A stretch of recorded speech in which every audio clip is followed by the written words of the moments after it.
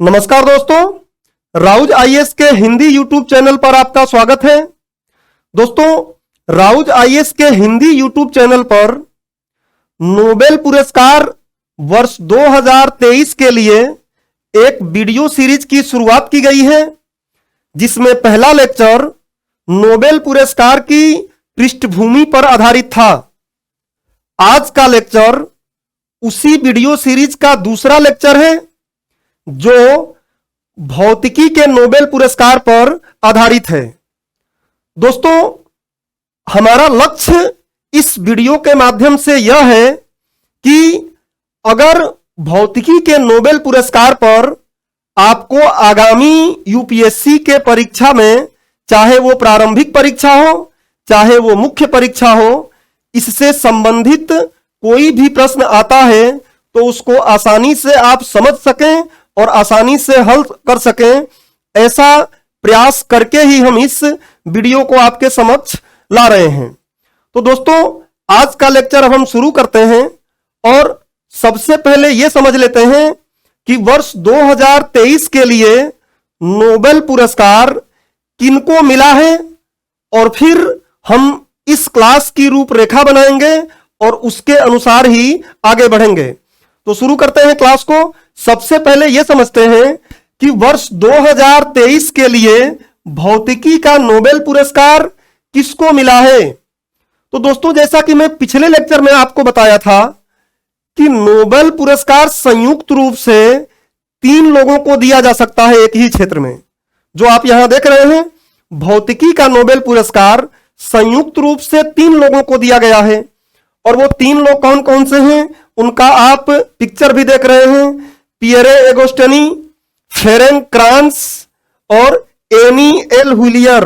देखने से आपको शायद महिला न समझ में आ रही हो, लेकिन ये महिला हैं, ये दोनों लोग पुरुष हैं।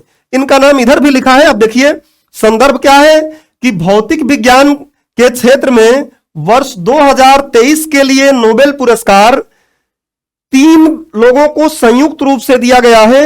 और वो 3 लोग क्या हैं? एक है पियरे एगस्टेनी, जो फ्रांसीसी हैं। दूसरे हैं फेरेंक क्रांस, जो हंगरी और ऑस्ट्रियाई हैं। तीसरे एनी एल हुलियर हैं, जो फ्रांसीसी और स्वीडिश हैं। फ्रांसीसी और स्वीडिश हैं। तो ये 3 लोगों को वर्ष 2023 के लिए नोबेल पुरस्कार मिला है। यह हमारा आज के लेक्चर का संदर्भ है। अब बात यह आती है कि इस लेक्चर को हम पढ़ें कैसे, क्योंकि साइंस अपने आप में ही एक तकनीकी विषय होता है। तो इसको कैसे हम पढ़ें कि हर बात हमको समझ में आ जाए और बहुत ज्यादा जोर न लगाना पड़े। इस पूरे लेक्चर में मेरा यही प्रयास रहेगा कि आपको हर एक बातें एकदम आसानी से समझ में आ जाए। कहीं भी बहुत ज्यादा टेक्निकल या बहुत ज्यादा तकनीकी रूप से आपको ऐसा ना लगे कि बहुत जटिल चीजों का यूज किया जा रहा है या प्रयोग किया जा रहा है। देखते हैं। अब संदर्भ को अगर हमने देख लिया तो हम देखेंगे कि इस लेक्चर की रूपरेखा क्या रहेगी, इस लेक्चर को कैसे पढ़ेंगे हम। अब कैसे पढ़ेंगे तो ध्यान से देखिए। सबसे पहले तो मैं आपको पिछले लेक्चर में यह समझा दिया था भली भांति कि नोबेल पुरस्कार हमारे परीक्षा के लिए क्यों महत्वपूर्ण है। वो जाके आप वो लेक्चर देख सकते हैं। उसमें मैंने प्रारंभिक परीक्षा के भी पिछले वर्षों के प्रश्न डाले थे और मुख्य परीक्षा के भी पिछले वर्षों के प्रश्न डाले थे। कुछ डाले थे और भी ऐसे प्रश्न आए हैं। अब इस वीडियो में या आगे जो भी वीडियो आएगा, रसायन विज्ञान का आएगा, चिकित्सा का आएगा, तो उसमें मेरा प्रयास यह रहेगा कि मैं आपको संभावित प्रश्न दूं, जो आ सकने वाले प्रश्न हैं। ऐसे प्रश्नों की बात करूं, ऐसे प्रश्नों की बात ना करूं जो पहले आए हों, क्योंकि हमें तो इसको देखना है ना कि अभी जो हुआ है इससे क्या प्रश्न पूछा जा सकता है। इसलिए मैं सबसे पहले आपको प्रारंभिक परीक्षा के लिए संभावित प्रश्न दिखाऊंगा।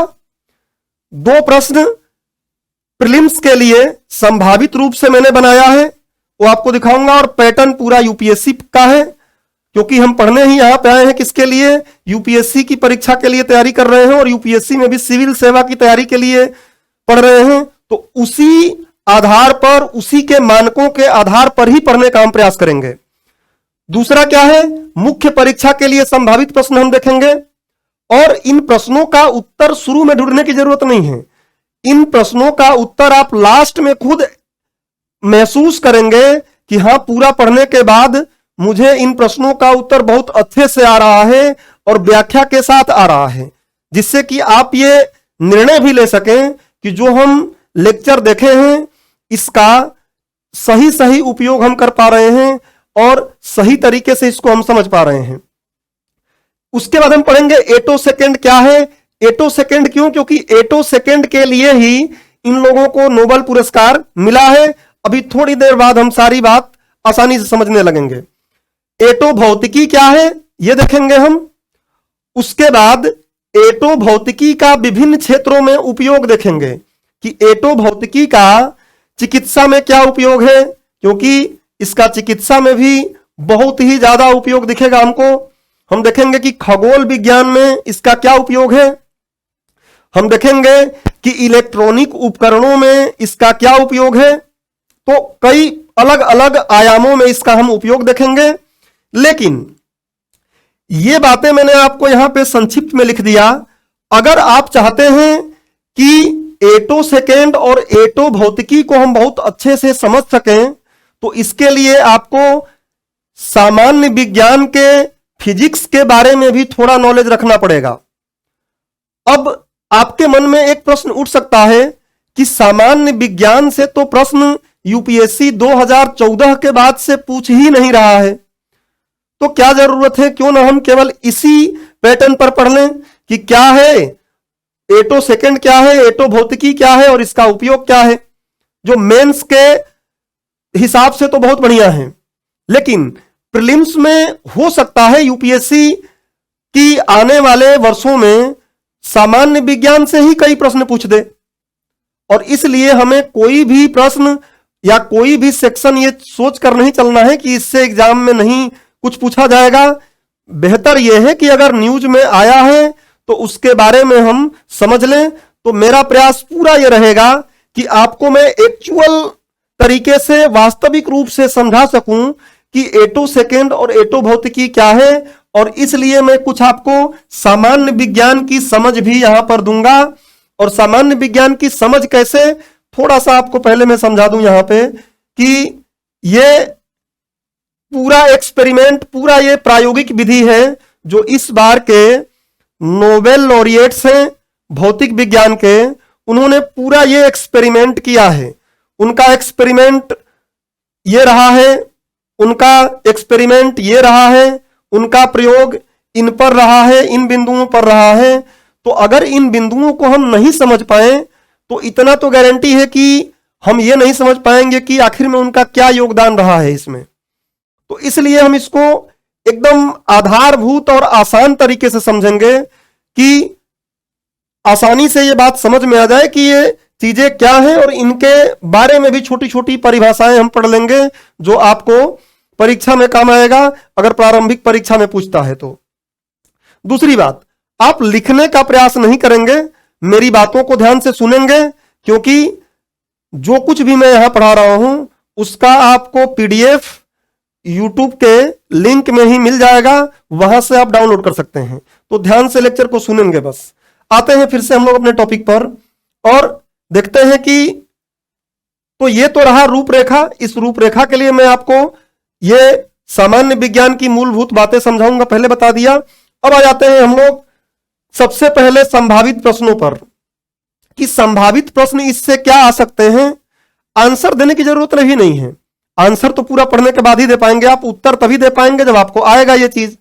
तो संभावित प्रश्न मैंने क्या रखे हैं, एक बार मैं पढ़ इसलिए दे रहा हूं कि जब जब इन चीजों को मैं पढ़ाऊंगा तो एक बार आप अपने मन में सोच पाएंगे, लेकिन रिकॉल करने की पीछे जरूरत नहीं है। अब फिर मैं लास्ट में इन्हीं प्रश्नों पर आऊंगा और लेक्चर का समापन इन्हीं प्रश्नों से होगा। तो देखिए, पहला प्रश्न मैंने क्या रखा है, एटो सेकेंड जो है या एटो सेकेंड भौतिकी जो है इसके उपयोग पर आधारित प्रश्न मैंने लिया है। और ऐसे प्रश्न यूपीएससी आप देखेंगे पिछले वर्षों में कई बार पूछ चुकी है। तो प्रश्न क्या है कि एटो सेकेंड भौतिकी के प्रयोग से संबंधित निम्नलिखित कथनों पर विचार कीजिए, इसका उपयोग कहां कहां हो सकता है। इसमें आपको 4 बातें बताई गई हैं। इलेक्ट्रॉनिकी के क्षेत्र में, चिकित्सा के क्षेत्र में, खगोल विज्ञान के क्षेत्र में, भारत सरकार के सार्वजनिक वितरण प्रणाली में। उसके बाद मैं पहले ही बोला कि यूपीएससी के लिए हम पढ़ रहे हैं, तो हमारा पूरा मानक यूपीएससी के आधार पर ही होना चाहिए। एसएससी बैंकिंग की तैयारी के लिए भी काम आ जाए ठीक है, लेकिन हमारा मानक पूरा रहेगा किस पर, यूपीएससी पर। तो उपरोक्त में से कितने क्षेत्रों में एटोसेकेंड भौतिकी का अनुप्रयोग किया जा सकता है। केवल 2, केवल 1, केवल 3, सभी चारों। ये सिर्फ मैं पढ़ दे रहा हूं, मार्क यहां नहीं कर रहा हूं। कई बार आपको लगेगा कि ये आंसर है। और एक प्रश्न मैंने सामान्य विज्ञान से उठाया है। इन सभी बातों को समझने के लिए जिन पदों की परिभाषा हमें जाननी होगी, उनसे जुड़ा हुआ एक क्वेश्चन मैंने उठाया है। और वो प्रश्न क्या है कि निम्नलिखित कथनों पर विचार कीजिए। क्या है कथन? किसी वस्तु का द्रव्यमान उसके जड़त्व की माप होता है, भौतिक विज्ञान से है। प्रकाश का तरंग दैर्ध्य उसके आवृत्ति का व्युत्क्रमानुपाती होता है। औरक तरंगों की आवृत्ति पराबैंगनी तरंगों से अधिक होती है। तो ये कथन दिए हुए हैं और बोल रहा है कि उपरोक्त कथनों में से कितने कथन सत्य हैं। फिर वहां वैसे ही कूट दिया है, केवल 1, केवल 2, सभी तीनों, कोई भी नहीं। तो ये प्रीलिम्स के लिए, प्रारंभिक परीक्षा के लिए संभावित 2 प्रश्न मैंने आपको दिए। आज पूरा लेक्चर पढ़ने के बाद आप बहुत से ऐसे प्रश्नों का उत्तर आसानी से दे पाएंगे। अब बात आती है कि मुख्य परीक्षा में क्या पूछ सकता है। तो मुख्य परीक्षा में जो प्रचलन रहा है यूपीएससी का, उसी आधार पर प्रश्न बनाया गया है। और वो प्रश्न क्या है? एटोसेकेंड भौतिकी ने मानव के लिए उप परमाणविक दुनिया, जिसको सब एटॉमिक पार्टिकल भी कहते हैं। अक्सर कई बार ऐसा होता है कि हिंदी की बातें हमारे दिमाग में नहीं रहती, इंग्लिश की बातें तुरंत क्लिक कर जाती हैं। तो उप परमाणविक दुनिया मतलब सब एटॉमिक पार्टिकल। तो उप परमाणविक दुनिया को दृष्टिगत बना दिया है। दृष्टिगत मतलब हम उसको देख सकते हैं। अब एटोसेकेंड ने कैसे, ये आगे देखेंगे। एटोसेकेंड ने क्या किया है? जो उप परमाणविक दुनिया है उसको हमारी आंखों के लिए अब दृष्टिगत बना दिया है, उसको हम देख सकते हैं तकनीक के माध्यम से। तो एटोसेकेंड भौतिकी किस प्रकार वर्तमान विश्व को परिवर्तन करने की क्षमता रखती है।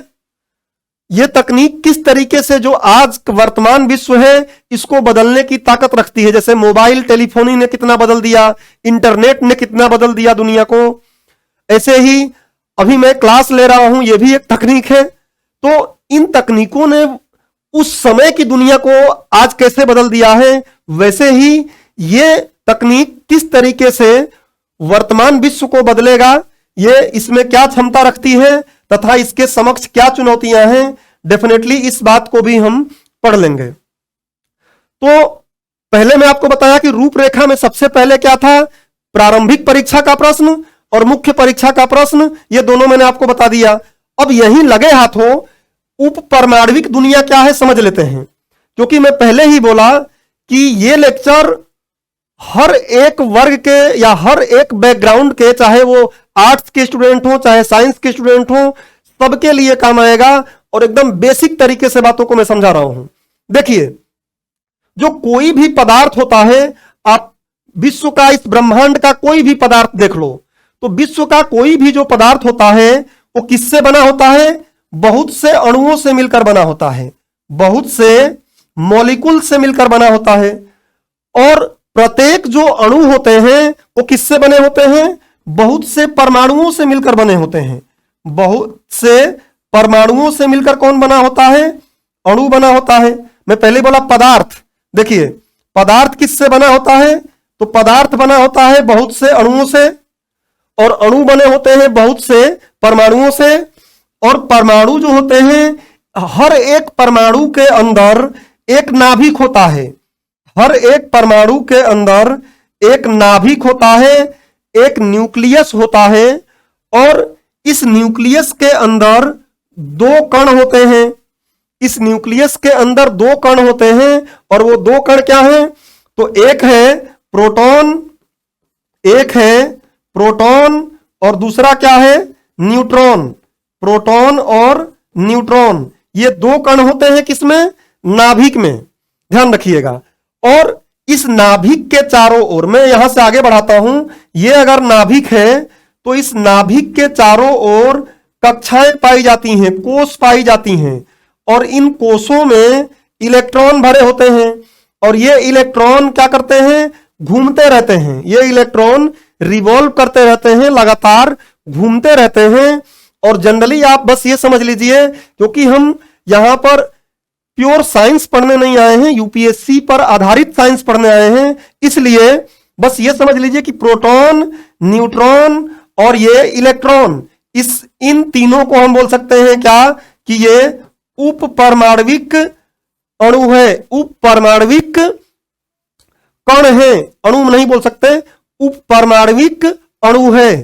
तो ध्यान रखेंगे यहां पर जो उप परमाणविक दुनिया, क्योंकि आप यही सुन रहे होंगे कि इलेक्ट्रॉन को देख पा रहे हैं, इलेक्ट्रॉन को देख पा रहे हैं।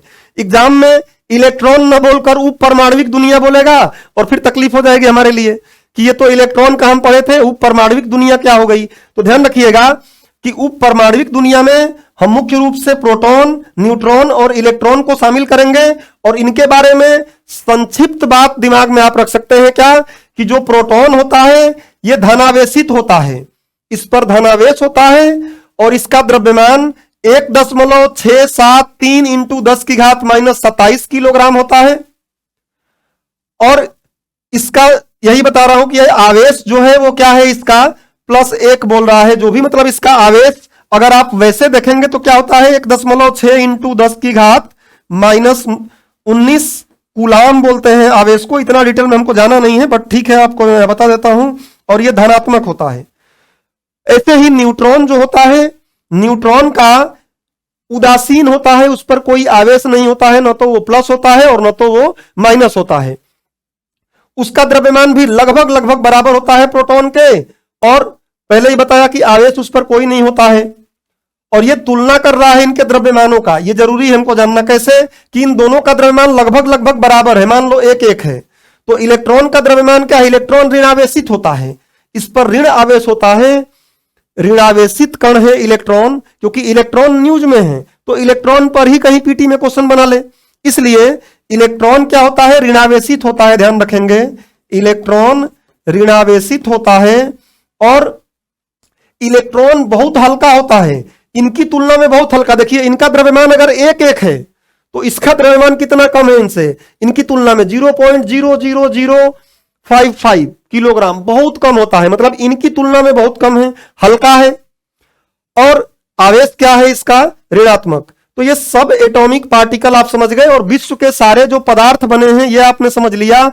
यहां एक महत्वपूर्ण बात आपको और समझ लेनी है कि ये जो इलेक्ट्रॉन, प्रोटॉन, न्यूट्रॉन की बात की जाती है ना, ये सिर्फ निर्जीव के लिए है, ये भी ध्यान रख लेना है कि निर्जीव कणों के लिए तो क्या है, इलेक्ट्रॉन, प्रोटॉन, न्यूट्रॉन। लेकिन अगर सजीव कण है तो फिर कोशिका की बात आ जाती है। अगर सजीव कणों की बात करेंगे, जैसे हम हैं, तो हमारे शरीर का सबसे छोटा चीजें अगर निकालने लगते हैं तो वहां कोशिका से कहानी शुरू होती है।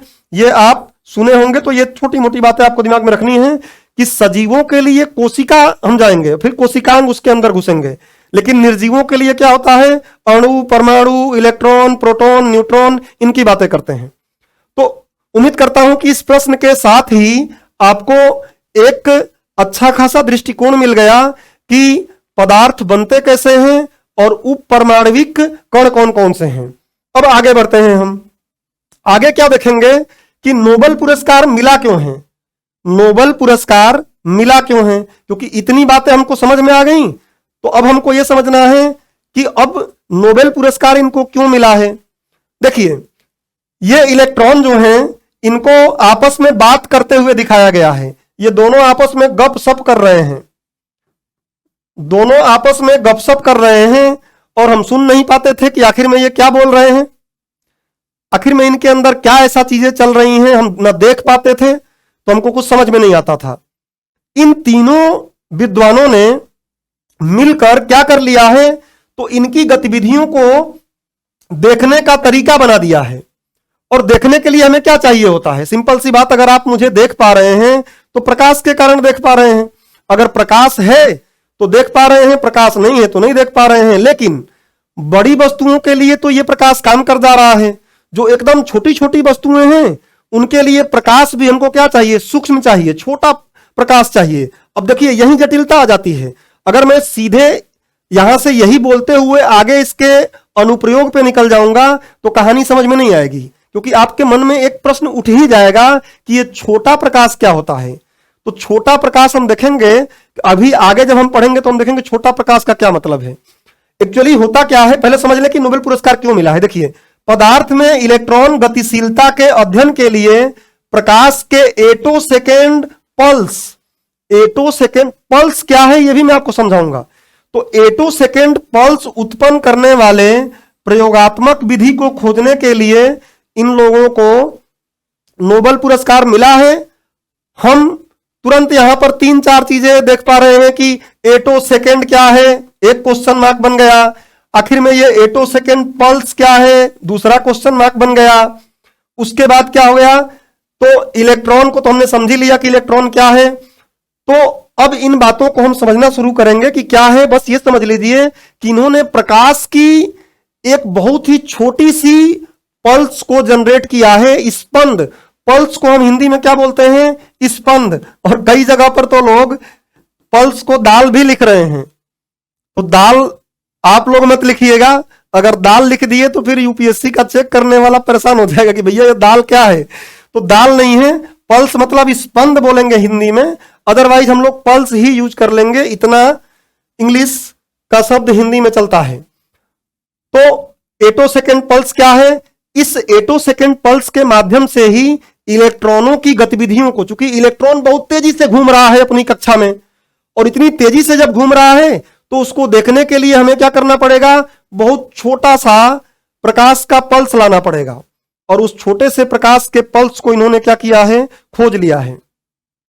इसलिए इनको नोबेल पुरस्कार मिला है और अब हम इलेक्ट्रॉन की गतिविधियों को देख सकते हैं।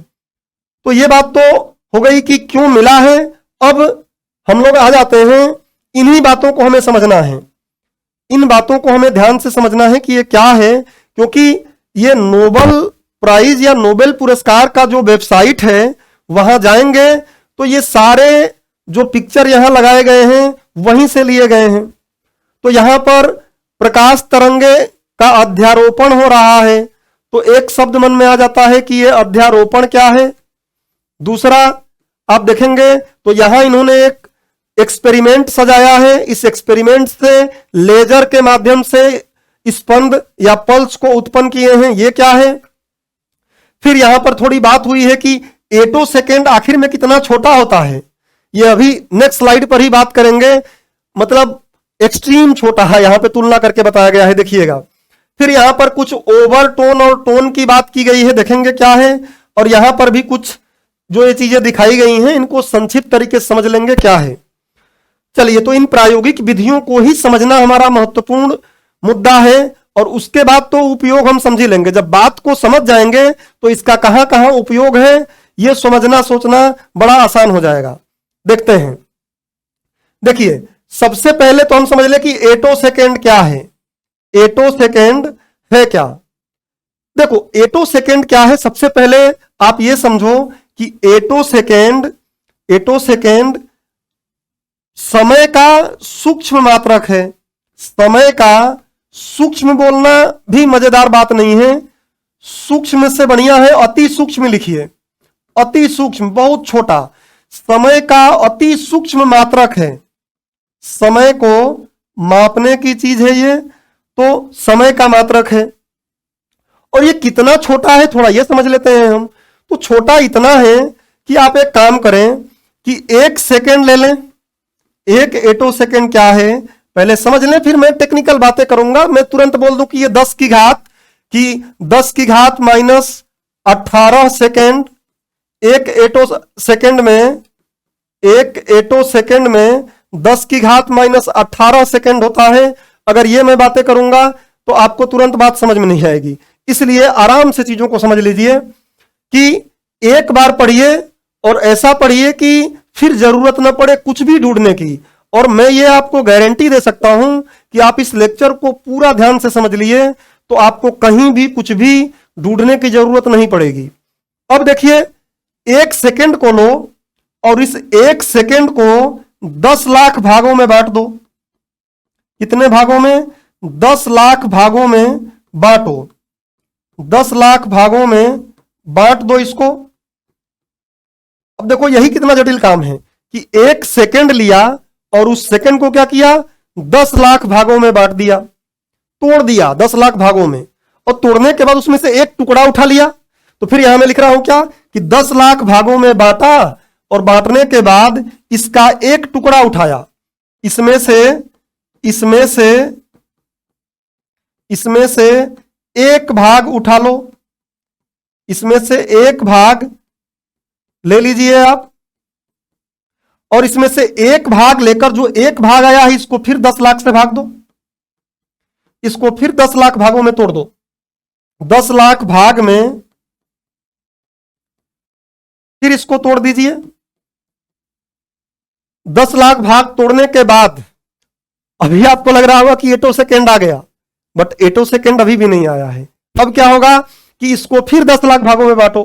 अब क्या करो, जो इसमें से एक टुकड़ा आएगा, ये 10 लाख भागों में तोड़ दिया यहां पर, इसमें से एक टुकड़ा और उठाया, इसमें से एक टुकड़ा उठाओ, या एक टुकड़ा उठा लिया जाए और इस एक टुकड़े को फिर 10 लाख से भाग दो, 10 लाख से भाग दो।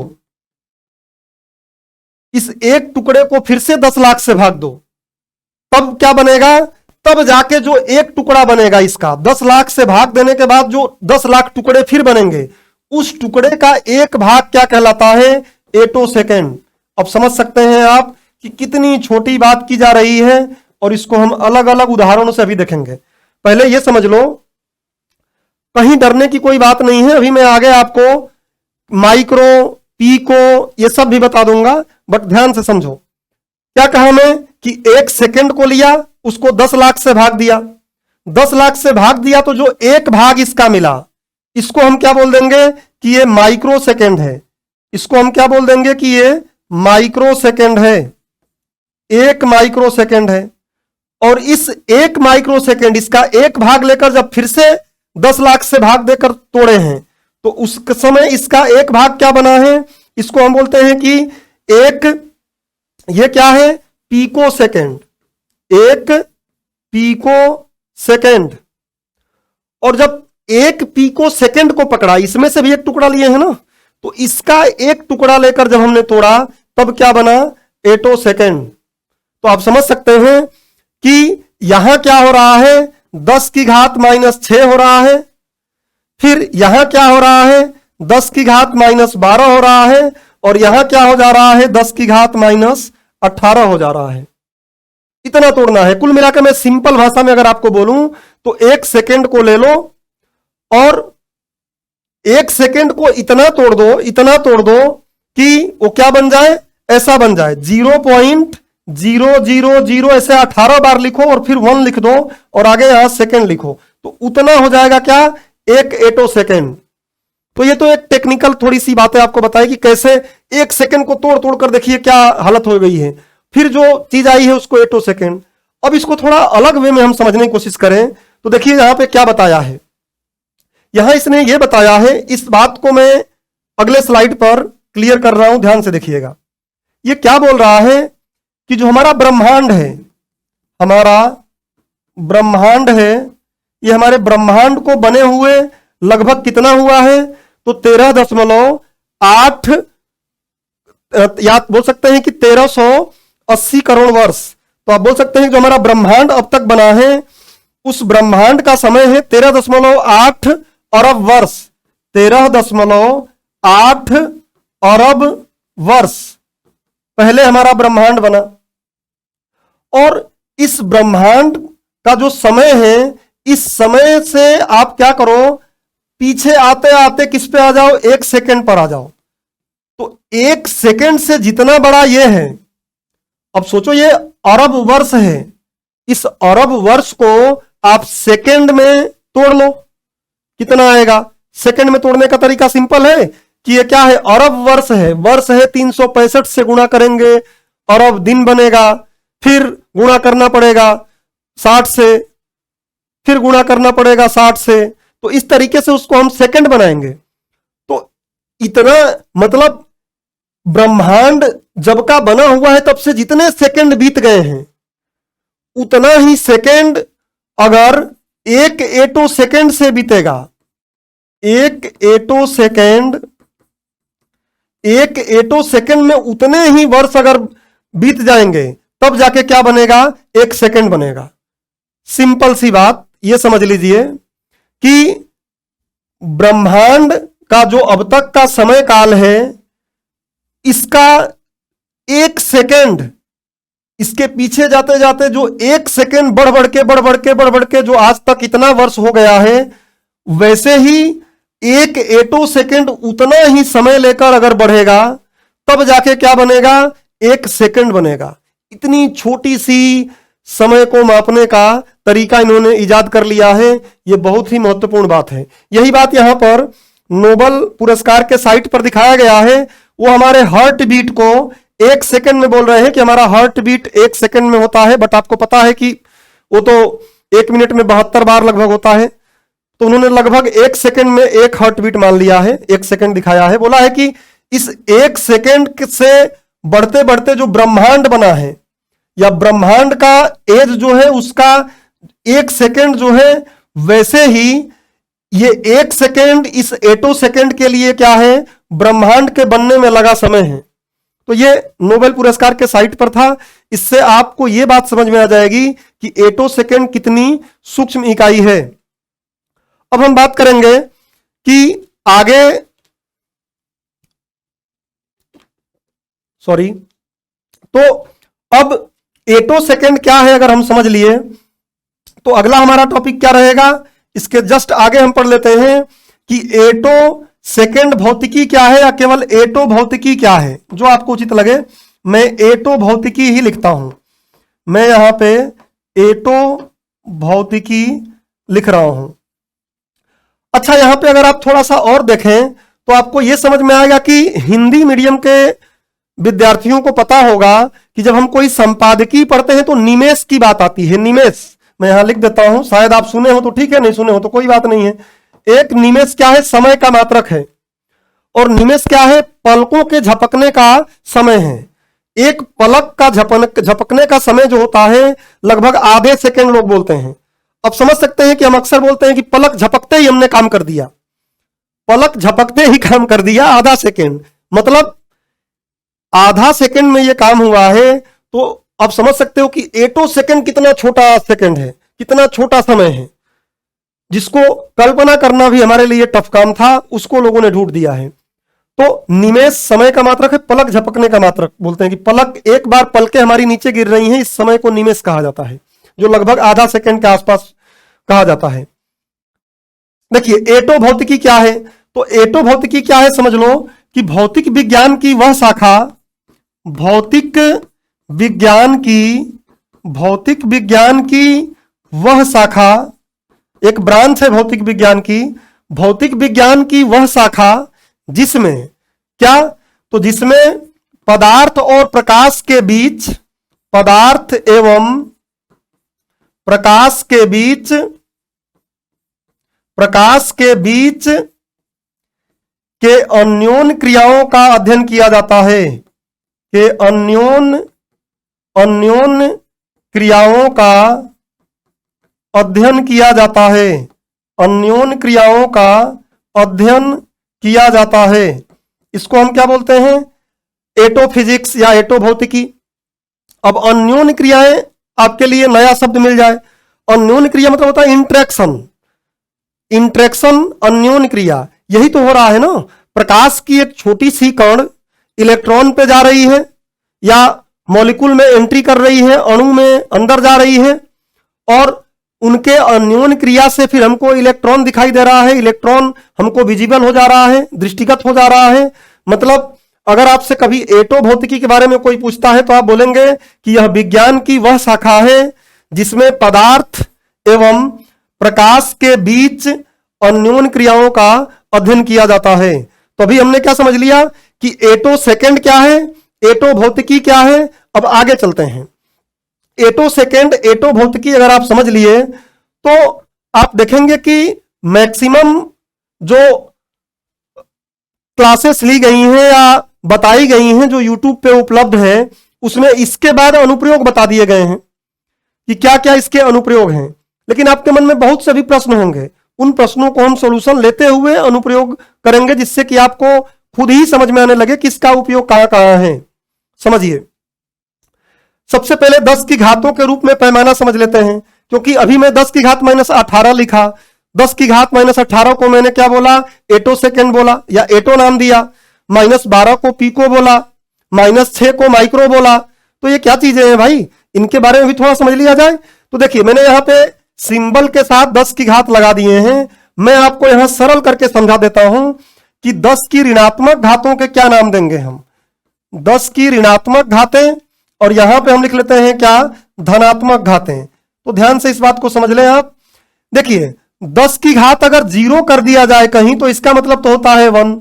10 की घात 0 कर देंगे तब तो इसका मतलब होता है 1। किसी भी चीज की घात 0 मतलब क्या होता है, 1। लेकिन अगर 10 की घात -1 हम कर रहे हैं, तो आप देख सकते हैं यहां पर ये इधर से शुरू किया है। देखिए, यहां पर -1 से कहानी नीचे शुरू किया है और प्लस में ऊपर शुरू किया है। तो मैं इसको और सरल बना के आपको बता देता हूं कि 10 की घात -1 को क्या बोलते हैं, डेसी। अब देखो, डेसी चाहे ग्राम हो जाए, चाहे डेसी सेकंड भी हो सकता है, डेसी मीटर भी हो सकता है, आगे कुछ भी हो सकता है कि वो दूरी का मात्रक है, वो द्रव्यमान का मात्रक है, वो समय का मात्रक है, वो किसी लिक्विड को मापने का मात्रक है, तो लीटर हो सकता है, डेसी लीटर भी बोल सकते हैं। यहां समय का मात्रक है तो सेकंड लगा दिया गया है। तो 10 की घात -1 डेसी, 10 की घात -2 को हम क्या बोलते हैं, डेसी के बाद होता है मिली, मिलीमीटर, मिली सेकेंड ऐसे बोल सकते हैं, डेसी मिली। 10 की घात -3 को हम बोलते हैं सेंटी। अब सेंटीमीटर, सेंटीग्राम कुछ भी बोल सकते हैं। 10 की घात -3 के बाद -4 नहीं लिखते हैं। अगर -4 रहेगा तो उसी को क्या बोल देंगे, 10 सेंटी बोल देंगे। सीधे 3 की घातों पे आगे बढ़ते हैं। तो 3 की घात, अगर 3 घात बढ़ा देंगे यहां पे तो बन जाएगा माइक्रो, जो भी मैं थोड़ी देर पहले आपको बताया, माइक्रो। 10 की घात फिर 3 बढ़ा दीजिए, नैनो। कल के लेक्चर में हम देखेंगे, जब क्वांटम डॉट पढ़ेंगे, क्वांटम डॉट्स के बारे में पढ़ेंगे, तो वहां नैनो की बात होगी। तो देखेंगे नैनो क्या है। अभी तो बस समझ लीजिए 10 की घात -9 नैनो। 10 की घात -12 क्या हो गया, पीको। 10 की घात -15 क्या हो गया, कुछ लोग फर्मी बोलते हैं, कुछ लोग इसी को क्या बोलते हैं, फेम्टो। 10 की घात -18 क्या होता है, एटो। तो ये -18 तक की बातें हमने कर लिया। आगे -21 -24 तक भी जाते हैं। जैसे आप देखेंगे -21 को बोला जाता है क्या, जेप्टो, और -24 को बोला जाता है योक्टो। तो ये आप याद करना चाहें तो ठीक है, बाकी इस लेक्चर के लिए मुझे एटो की जरूरत थी, मैंने एटो तक यहां लिख दिया। धनात्मक भी ऐसे ही चलेगा। 10 की घात 1, 10 की घात 1 को हम क्या बोलते हैं, तो देखिए प्लस में यहां से कहानी शुरू होगी, तो डेका से चलेगा, deca metre, deca second, deca litre, जो बोलना चाहें आगे लगा सकते हैं मात्रक के अनुसार। 10 की घात 2 को क्या बोलते हैं, डेका के बाद होता है हेक्टो। देन 10 की घात अगर 3 रहेगा तो हम बोलते हैं किलो, चाहे वो किलोग्राम हो जाए, चाहे वो किलोमीटर हो जाए। अलग अलग चीजों को मापने के लिए अलग अलग पैमाना यूज करेंगे। 10 की घात फिर 3 में बढ़ेंगे। 10 की घात 6, 10 की घात 6 को मिलियन, सॉरी हम इसमें चलेंगे तो मेगा हो जाएगा। 10 की घात 6 को मेगा। ऐसे ही 10 की घात 12 पे जाएंगे तो क्या बन जाएगा, मेगा के बाद बन जाएगा गीगा। कुछ लोग जीगा भी बोलते हैं, बट गीगा ज्यादा बढ़िया है हिंदी में। 10 की घात 15, सॉरी 10 की घात 9 जो रहेगा उसको हम गीगा बोलेंगे। 10 की घात 6 मेगा, 10 की घात 9 गीगा। 10 की घात 12 को बोलते हैं टेरा, टेरा नहीं टेरा। 10 की घात 15 को बोलते हैं पेटा, और 10 की घात 18 को बोलते हैं क्या, एक्सा। तो ये बड़े मात्रक हैं, ये बड़े मात्रकों के लिए प्रयोग किए जाते हैं, बहुत बड़े बड़े मात्रक हैं वो। और ये छोटे छोटे मात्रक हैं, इधर भी 24 तक जाता है। 10 की घात प्लस 21 को बोलते हैं जेटा और 10 की घात 24 को बोलते हैं योटा। तो ये आपको एक पैमाना दिमाग में बना रहे, कभी ऐसे टर्म यूज किए जाएंगे, ऐसे पदों का प्रयोग हो तो आप आसानी से समझ जाए इसका मतलब क्या है। चलिए, तो ये हमने 10 की घातों के बारे में समझ लिया। हमारा आज का अध्ययन का बिंदु क्या है? 10 की घात -18 एटो है। लेकिन अभी वैज्ञानिकों को और नीचे जाना है, 10 की घात -21 तक जाना है। बट वो जब जाएंगे तो हम देखेंगे क्यों जाना है, थोड़ी उसकी हम बात कर लेंगे। क्योंकि जो नाभिक का गतिविधियां होती हैं, नाभिक की, ये तो इलेक्ट्रॉन की गतिविधि की बात है। अगर नाभिक की गतिविधि हम देखेंगे तो वो किसमें होता है? इसी में 10 की घात -21 वाले में होता है, जिसको जेप्टो सेकंड बोलते हैं। जेप्टो सेकंड बोलेंगे। देखिए 10 की घात जेप्टो तो सेकंड मात्रक समय का है, तो जेप्टो सेकंड 10 की घात -21 पर नाभिक का गतिविधि होता है। तो इलेक्ट्रॉन की गतिविधि है जो नाभिक के बाहर है, हमने पहले देख लिया। अब बात करते हैं कुछ महत्वपूर्ण परिभाषाओं का, क्योंकि अगर इन महत्वपूर्ण बातों को नहीं जानेंगे तो ये वाली बात हम नहीं समझ पाएंगे। और मैं आज के लेक्चर को 2 भाग में भी बना सकता था, लेकिन मैं चाहता हूं कि मैं एक भाग में ही इसको बनाऊं जो संपूर्ण रहे। आप चाहें तो ब्रेक लेकर इसको 2 बार देख सकते हैं, कोई दिक्कत नहीं है। देखिए, ये बात समझनी है, तब भी हमको जानना पड़ेगा कि ये क्या है। तरंग दैर्ध्य है, यहां तरंग दैर्ध्य है, उन्हीं का अध्यारोपण हो रहा है। ये टोन है, ये ओवरटोन है। उसके बाद हम देखेंगे ये लेजर की किरण है, यहां देखेंगे ये लेजर की किरण है। ये आर्गन गैस है, जिसको नोबल गैस वो बोला है। तो आखिर में ये चीजें क्या हैं, इनके बारे में अगर हम नहीं जानते हैं सही सही, तो हम इसके उपयोग को भी सही तरीके से समझ नहीं पाएंगे। और इसलिए मैं संपूर्ण तरीके से इसको कवर करने का कोशिश कर रहा हूं। और आने वाले जो लेक्चर होंगे इस सीरीज के, या जो भी राउज आईएएस के यूट्यूब चैनल पर लेक्चर आएंगे, वो समग्रता से ही आपको बातें यूपीएससी के पैटर्न के आधारित कवर किए जाएंगे, कि आपको इस लेक्चर के बाद कहीं ढूंढना कुछ ना पड़े। तो हम देखेंगे थोड़ा तरंग क्या है, क्योंकि तरंग की बात आ रही है ना, प्रकाश तरंगों को, प्रकाश स्पंदों को, पल्सों को। तो एक एक लाइन में अगर इनके बारे में समझ लें तो कोई बुराई नहीं है। तो तरंग क्या है, प्रकाश पल्स क्या है, लेजर क्या है, विद्युत चुंबकीय तरंग क्या है, तरंग दैर्ध्य क्या है, आवृत्ति क्या है, ये सब 2-2 लाइन में मैं आपको समझा दूंगा एकदम बेसिक तरीके से, जिससे कि आपको एक्सपेरिमेंट पूरा बात समझ में आने लगेगा। फिर एक्सपेरिमेंट पर आधारित एक एनिमेशन भी आपको मैं दिखाऊंगा। नोबल गैस क्या है, प्रकाश विद्युत प्रभाव क्या है, इलेक्ट्रॉन क्या है, ये मैंने पहले कवर कर लिया है, तो कवर करूंगा नहीं, यहां पे ऑलरेडी हो चुका है। इलेक्ट्रॉनों की गति का अध्ययन कठिन क्यों है, ये देखेंगे। कैमरे का शटर, आखिर में उन्होंने, अभी हम देखेंगे कैमरे की शटर की बात यहां पे क्यों आ रही है। बड़ा मजेदार बात है। आप किसी चलती हुई चीज को देखना और उसका फोटो खींचना, तो ब्लर आ जाएगा, ऐसा लगेगा कि सब मिला हुआ है आपस में। उसके लिए क्यों? तो हमें प्रकाश की छोटी छोटी पल्सें नहीं हैं, तरंग दैर्ध्य से वो आइडिया आपको हो जाएगा। प्रकाश की अगर बड़ी बड़ी पल्सें हैं तो यहां पर ये इतने जगह तो कूद गई हैं, अगर इसमें कोई चीज होगा तो उसको कहां से देख पाएंगे हम। और इसलिए अगर छोटी चीजों को देखना है तो हमें क्या करना पड़ेगा, प्रकाश की छोटी पल्सों का प्रयोग करना पड़ेगा। तो ये महत्वपूर्ण बात है, हम देखेंगे। उसके बाद कैमरे का शटर, पूरे आपको मैं यहां पे कुछ वीडियोज भी दिखाऊंगा इससे जुड़ा हुआ। टोन ओवरटोन, जड़त्व और द्रव्यमान, ये क्यों? तो आप इंडियन एक्सप्रेस न्यूज़पेपर में पढ़े होंगे कि जो नाभिक है वो क्या है, भारी है, और इलेक्ट्रॉन जो है हल्का है। तो वहां पे वो इनर्सिया जड़त्व की बात किए हुए हैं। तो उस जड़त्व से जुड़ा इसलिए मैं प्रश्न भी बनाया था, ये बात भी आपको समझ में आ जाएगी। और 10 की घातों के रूप में पैमाना ऑलरेडी मैंने आपको समझा दिया है। तो ये बातें मुझे बतानी थी, अब ध्यान से इस बात को समझेंगे। ये बात समझने के बाद हम एप्लीकेशन पर आ जाएंगे, जो आप भी समझ पाएंगे कि एप्लीकेशन कैसे है। देखिए, सबसे पहले समझ लेते हैं कि तरंग क्या है।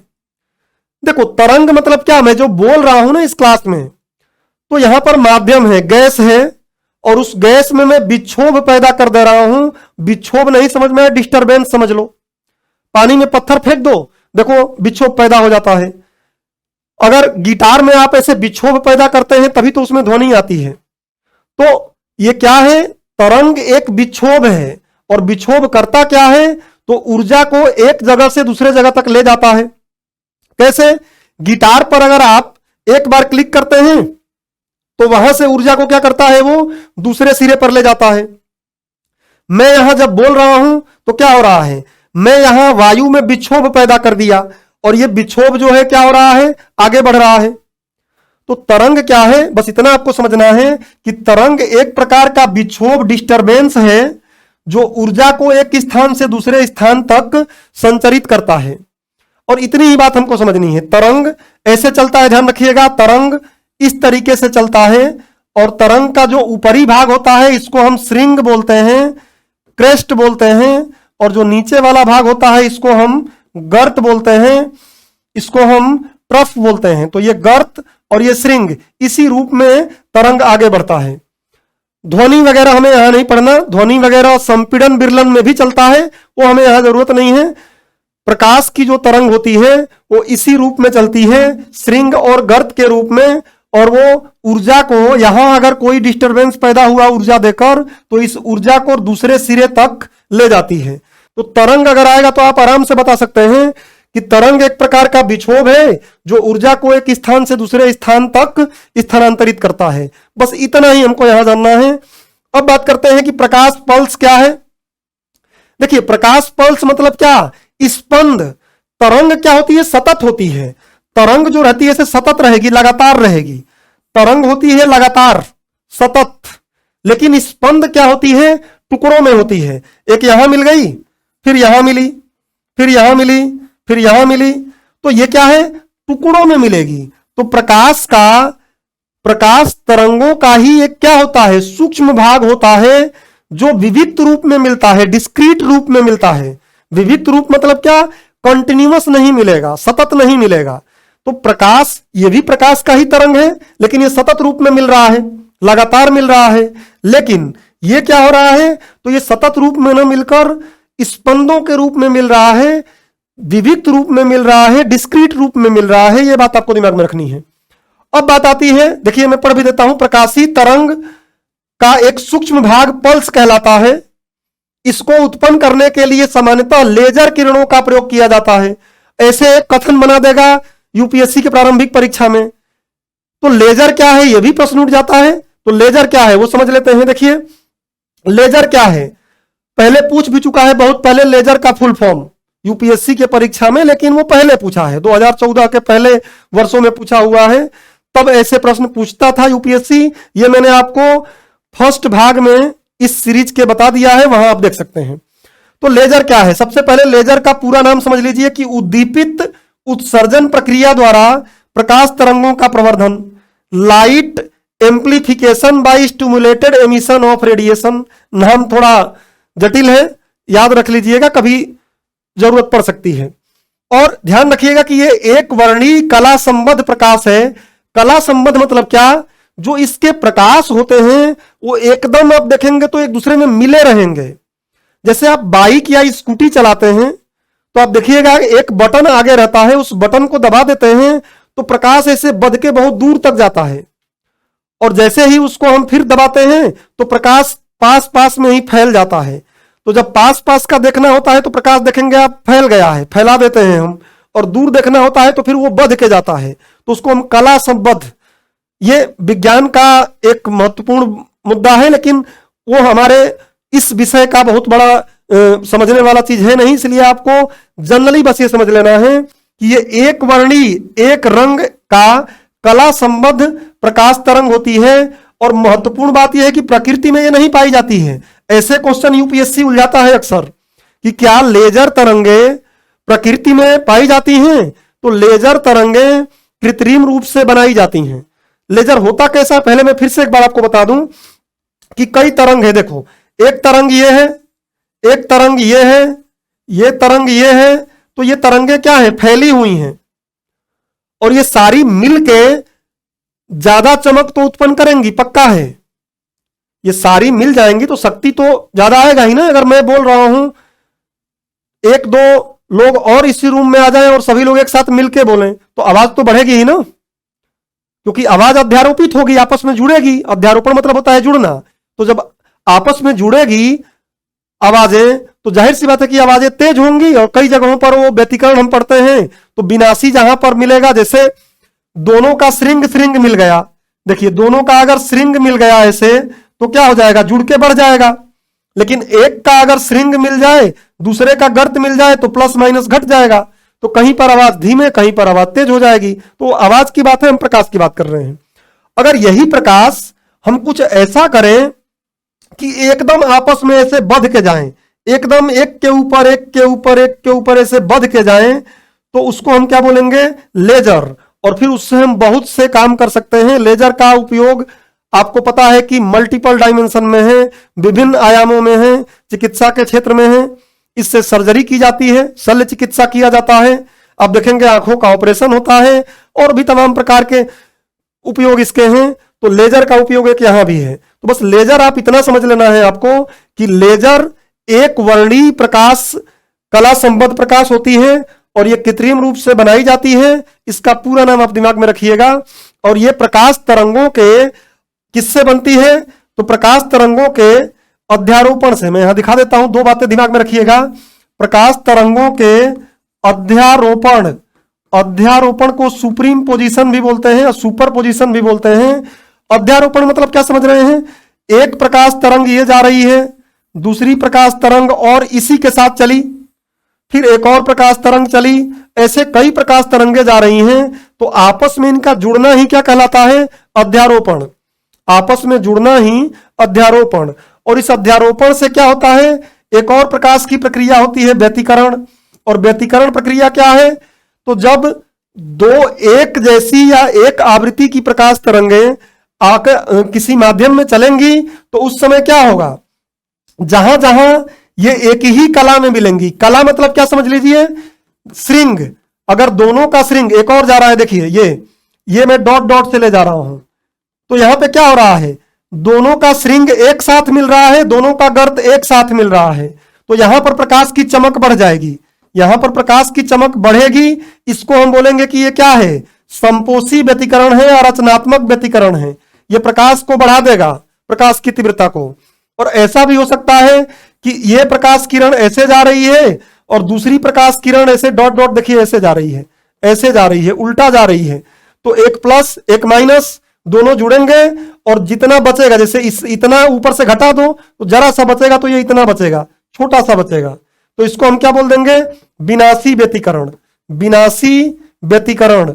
और इन्हीं घटनाओं का प्रयोग करके क्या किया जाता है, लेजर का निर्माण किया जाता है।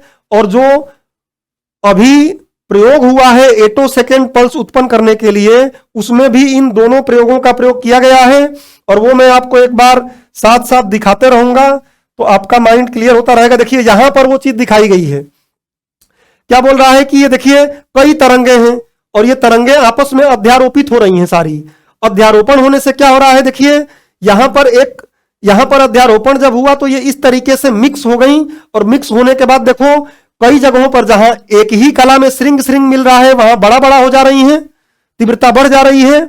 और जहां पर विनाशी अलग अलग एक श्रृंग और एक गर्त मिल रहा है, वहां पे देखो क्या हो जा रही है, ऐसे छोटी छोटी हो जा रही हैं, छोटी छोटी पल्सें मिल जा रही हैं। और हमको छोटी पल्सें ही तो प्राप्त करना है, उसके लिए हमको क्या करना पड़ेगा, अलग अलग तरंगों को बार बार मिक्स करना पड़ेगा, जिसके मिक्स करने से क्या हो जाए, हमको छोटी तरंगे मिल जाए। ये एटो सेकंड वाले को बहुत बड़ा करके दिखाया गया है कि ऐसे करके एटो सेकंड वाली तरंगे मिल गई। तो अध्यारोपण आप समझ गए होंगे, लेजर के माध्यम से ही आगे बढ़ते हैं। अगला जो बात आता है, मैं यहां पर आपको अभी अध्यारोपण बता दिया, मतलब तरंग क्या है, प्रकाश पल्स क्या है, लेजर क्या है, आप समझ गए। और लेजर से संबंधित मैं आपको यहां पर एक छोटा सा वीडियो भी दिखा देता हूं जो आसानी से आपको ये बात समझ में आ जाए। ये सब मैं आपको बाद में दिखाऊंगा। अभी आप देखिए लेजर, ये लेजर कैसे निकल रहा है, एकदम संबद्ध, एकदम मिले हुए आपस में है। जो भी बाइक की बात कर रहा था, देख रहे हैं एकदम मिला हुआ आपस में जा रहा है। इसमें बहुत तीव्रता होती है, बहुत तेजी होता है, इसलिए इससे तमाम प्रकार के प्रयोग किए जाते हैं जो आप ऑलरेडी पढ़े होंगे। चलिए तो अब हम टॉपिक पे आते हैं और अगली बात को समझते हैं कि अगला इसमें मुद्दा क्या है। अगला मुद्दा है कि विद्युत चुंबकीय तरंगे क्या हैं, क्योंकि विद्युत चुंबकीय तरंगों के माध्यम से ही यह प्रयोग हुआ है जो एटो सेकंड की हम बात कर रहे हैं। तो विद्युत चुंबकीय तरंगे क्या है समझ लीजिए कि इस प्रकृति में बहुत सी तरंगे हैं और तरंग का ये कोई स्पेशल क्लास है नहीं, लेकिन मैं आपको संक्षिप्त में और सारगर्भित रूप से बात समझा देता हूं कि आप समझ सकें कि यह है क्या। देखो, तरंगों को चलने के लिए माध्यम की जरूरत पड़ती भी है और नहीं भी पड़ती है। तरंग क्या है पहले बता दिया कि विक्षोभ है जो ऊर्जा को एक स्थान से दूसरे स्थान तक ले जाता है। तो तरंगों को चलने के लिए माध्यम क्या भैया, तो माध्यम समझ लो कि माध्यम अक्सर क्या कर देते हैं, हम बोलते हैं कि ठोस माध्यम हो सकता है, द्रव माध्यम हो सकता है, गैस माध्यम हो सकता है। उदाहरण के लिए जो मैं बोल रहा हूं ये, अगर यहां से सारे माध्यम हटा लिया जाए, गैस को हटा लिया जाए, ठोस को हटा लिया जाए, लिक्विड तो खैर है ही नहीं, तो मेरी आवाज यहां से आगे बढ़ेगी ही नहीं, क्योंकि ध्वनि तरंगों को चलने के लिए माध्यम चाहिए, चाहे वो ठोस हो, चाहे वो द्रव हो, चाहे वो गैस हो। बिना माध्यम के ये चलेंगी नहीं। लेकिन जो प्रकाश तरंगे होती हैं या जो विद्युत चुंबकीय तरंगे होती हैं, उनको चलने के लिए किसी माध्यम की अनिवार्यता नहीं होती है। अक्सर हम गलती करते हैं, बोलते हैं आवश्यकता नहीं होती है। यह पागलपना मुझे लगता है, क्योंकि वो माध्यम में भी चल जाती हैं। प्रकाश माध्यम में भी चलेगा, लेकिन माध्यम की अनिवार्यता नहीं है। अगर माध्यम कुछ भी नहीं रहेगा, निर्वात बना लिया जाए जो अपनी भाषा में बोलते हैं, तो निर्वात में भी प्रकाश आसानी से चलेगा, या आप बोल सकते हैं कि विद्युत चुंबकीय तरंग बिना माध्यम के भी चलेगा, क्योंकि प्रकाश भी विद्युत चुंबकीय तरंग का ही एक रूप है। तो माध्यम आप समझ गए। यहां पर ध्यान रखिएगा कि अगर मैं ध्वनि की बात करूं तो जो हमारी ध्वनि तरंग है सबसे तेज किसमें चलती है, ठोस में। अगर आप कभी एक लोहे का कोई चीज लेके कान पे ऐसे लगा के ऐसे तन से मारोगे, इस कान में बहुत तेजी से आवाज आएगी और इसमें बहुत धीमी आवाज आएगी। तो ठोस में तेज चलती है वो, द्रव में थोड़ा उससे कम चलेगी, ऐसे में लगा यहां थोड़ा उससे कम चलेगी, और यहां सबसे कम चलती है गैस में। गैस में ध्वनि बहुत कम चलती है। प्रकाश की बात आएगी तो प्रकाश उल्टा होता है, इसलिए साइंस का भी छोटा रिवीजन आपको करा दे रहा हूं। प्रकाश क्या है, एक विद्युत चुंबकीय तरंग है जिसको माध्यम की अनिवार्यता नहीं होती। पहले तो यह बता दूं कि विद्युत चुंबकीय तरंगों में माध्यम की अनिवार्यता नहीं है। कोई माध्यम न रहे तब भी चलेगा, अर्थात निर्वात में भी चलता है। और इसमें प्रकाश देखिए, वे तरंगे जिनके संचरण के लिए किसी माध्यम की उपस्थिति अनिवार्य नहीं है, विद्युत चुंबकीय तरंगे कहलाती हैं। और प्रकाश एक विद्युत चुंबकीय तरंग ही है, और इसलिए इसको चलने के लिए किसी माध्यम की अनिवार्यता नहीं है। सूर्य से प्रकाश जब पृथ्वी पे आ रहा है तो पता नहीं कहां कहां निर्वात बनता होगा, फिर भी हमारे यहां पहुंच जाता है। मतलब किसी माध्यम की इसको आवश्यकता नहीं है। और वायु या निर्वात में इसकी चाल सबसे ज्यादा होती है। मैं आपको ध्वनि का एग्जांपल दिया कि ध्वनि सबसे कम गैस में चलता है, निर्वात में तो खैर वो चलता ही नहीं है। ठोस में सबसे तेज चलता है, लेकिन प्रकाश उल्टा है। प्रकाश सबसे तेज किस में चलेगा, निर्वात में। उससे तेज चलेगा, उससे थोड़ा कम चलेगा तेज गैस में, उससे थोड़ा कम चलेगा द्रव में, और ठोस में सबसे कम चलेगा। तो उल्टा चलता है, ध्यान रखिएगा। तो विद्युत चुंबकीय तरंग तरंग ही है। तरंग क्या है पहले बताया, इसको बस चलने के लिए किसी माध्यम की अनिवार्यता नहीं है। यदि माध्यम रहेगा तो ये चलने के लिए मना नहीं करेगी, चलेगी। तो आधी में चले अलग बात है। अब थोड़ा ये समझ लीजिए कि जो विद्युत चुंबकीय तरंगे होती हैं कई प्रकार की होती हैं। एक देखो क्या है, रेडियो तरंग। रेडियो तरंग इतनी बड़ी बड़ी, ऐसे देखो इनका तरंगदैर्घ्य, ये श्रृंग जो दिख रहा है तरंगदैर्घ्य अभी आगे बता रहा हूं मैं आपको। ये श्रृंग इनका इतना बड़ा बड़ा है कि इतने बड़े जो वस्तु है उसको भी लांग जाएगी। माइक्रोवेव, अच्छा ये एप्लीकेशन दिया है, कहां कहां एप्लीकेशन है। रेडियो तरंगों का एप्लीकेशन हम देखते हैं, आप मोबाइल से बात कर रहे हैं वहां भी रेडियो तरंगों की जरूरत पड़ रही है। तो रेडियो तरंगे चारों तरफ भ्रमण कर रही हैं। सरकार स्पेक्ट्रम बेचती भी है, पढ़ेंगे आप तो कभी न्यूज में आएगा स्पेक्ट्रम, तो उसको भी समझेंगे हम। माइक्रोवेव जिससे ओवन वगैरह आप चलाते हैं, इंफ्रारेड, विजिबल लाइट जिसको हम देख पाते हैं, सिर्फ इतना ही देख पाते हैं, देखिए इतना हिस्सा देख पाते हैं, बाकी हिस्सा हम देख ही नहीं पाते हैं। ये पराबैंगनी है, ये एक्स किरणें हैं। इसी एक्स किरणों की खोज के लिए भौतिकी के क्षेत्र में पहला नोबेल पुरस्कार विल्हेम रोंटगेन को मिला था, ध्यान रखिएगा। और ये गामा किरण है क्या, तो इनका तरंगदैर्घ्य देखिए, तरंगदैर्घ्य धीरे धीरे कम हो रहा है। तरंग दैर्ध्य क्या है समझा रहा हूं। पहले मैं शब्दों को परिचय में लेके आ रहा हूं, फिर उसको समझा रहा हूं। तो तरंग दैर्ध्य बड़ा है, आवृत्ति कम हो रही है। अब ये क्या है थोड़ा हम समझते हैं आगे। अभी बस आप ये परिभाषा पे दिमाग रखिए। अब देखिए आगे बात आती है कि तरंग दैर्ध्य क्या है। वहां में तरंग दैर्ध्य शब्द यूज किया तो तरंग दैर्ध्य छोड़कर आगे बढ़ूं, मजा नहीं आएगा। मैं बताया कि तरंगे ऐसे चलती हैं, तरंगे इस रूप में चलती हैं। तो ध्यान रखिएगा कि ऊपर वाले को हम बोलते हैं श्रृंग, ये श्रृंग है, और ये क्या है, गर्त है। ऐसे ही फिर ये श्रृंग, फिर ये गर्त। तो किन्हीं भी दो क्रमागत श्रृंगों के बीच की दूरी, किन्हीं भी दो क्रमागत क्रम से आने वाले श्रृंगों के बीच की दूरी, या किन्हीं भी दो क्रमागत गर्तों के बीच की दूरी को हम क्या बोल देते हैं, तरंग दैर्ध्य। दूरी है, तरंग दैर्ध्य अपन क्या है, एक दूरी ही है। और वो दूरी क्या है कि किन्हीं दो क्रमागत श्रृंगों या किन्हीं दो क्रमागत गर्तों के बीच की दूरी को हम क्या बोल देते हैं, तरंग दैर्ध्य। और दूरी है इसलिए इसका एसआई मात्रक क्या होता है, मीटर। ये ध्यान रखिएगा। तो तरंग दैर्ध्य आपको समझ में आ गया। आवृत्ति क्या है, पहले यहां समझ लो कि एक चक्कर क्या कहलाता है। एक चक्कर समझोगे तो आवृत्ति समझ में आ जाएगा। ये सारी बातें हमको आएगी तभी हम नोबेल पुरस्कार को जो इस बार दिया गया है एकदम एक्यूरेट रूप से समझ पाएंगे, नहीं तो नहीं समझ पाएंगे। जैसा कि मैं आपको अध्यारोपण अभी जाके वहां दिखाया। अब समझिए, चक्कर, एक चक्कर कब पूरा होगा, एक श्रृंग प्लस एक गर्त मिल के क्या होता है, एक चक्कर। तो एक चक्कर बराबर मैं यहां लिख दूं कि एक श्रृंग प्लस एक गर्त, एक क्रस्ट प्लस एक ट्रफ। तो इसको हम जोड़ देंगे तो क्या बन जाएगा, एक चक्कर। अब आवृत्ति क्या है, तो हमने देखा कि ये कोई तरंग चल रही है। और हमने क्या किया कि एक सेकंड देखा, और एक सेकंड में देखा ये कितने चक्कर पूरा कर ली। चक्कर आपको समझ में आ गया कि एक श्रृंग और एक गर्त को मिलाकर चक्कर बोलते हैं, साइकिल बोलते हैं। तो एक सेकंड में कितने चक्कर पूरा कर लेगी ये, मान लो एक सेकंड में 2 चक्कर पूरा कर ली तो इसका आवृत्ति क्या हो गया, 2। आपके मन में ऐसे क्वेश्चन भी आते हैं कि सर अगर एक बार में आधा चक्कर ही पूरा करेगी तब क्या करेंगे, तो कोई बात नहीं भाई। अगर आधा चक्कर पूरा करती है तो आवृत्ति क्या है, आधा। 1/4 पूरा करती है तो 1/4, कोई दिक्कत नहीं है। जितना पूरा करेगी चक्कर उसी को हम क्या बोलेंगे, आवृत्ति। देखिए, किसी तरंग द्वारा एक सेकंड में तय किए गए कंपनों अथवा चक्करों की संख्या, मॉलिक्यूल जो अणु होते हैं कंपन करते हैं या चक्कर लगा रहे हैं तो उनको, उनकी संख्या को हम क्या बोल देंगे, आवृत्ति। इसका जो मात्रक होता है सेकंड। अब 1 सेकंड या हर्ट्ज। अब हर्ट्ज क्या है, एक विद्वान है उनके नाम पर इनका मात्रक रखा गया है। अदरवाइज ये क्या है, 1 सेकंड है।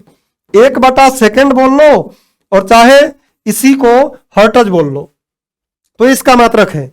अब थोड़ा महत्वपूर्ण बात आपको यह समझ लेना है कि इन दोनों के बीच में अंतर क्या है, इन दोनों में संबंध क्या है।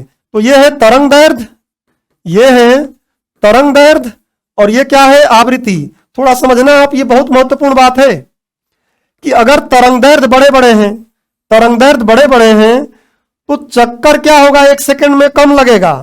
1 सेकंड में चक्कर क्या रहेगा, कम रहेगा।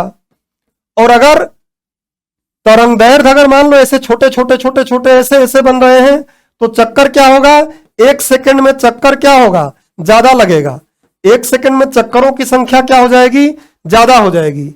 मतलब अगर तरंग दैर्ध्य बड़ा है तो आवृत्ति क्या रहेगी, कम रहेगी।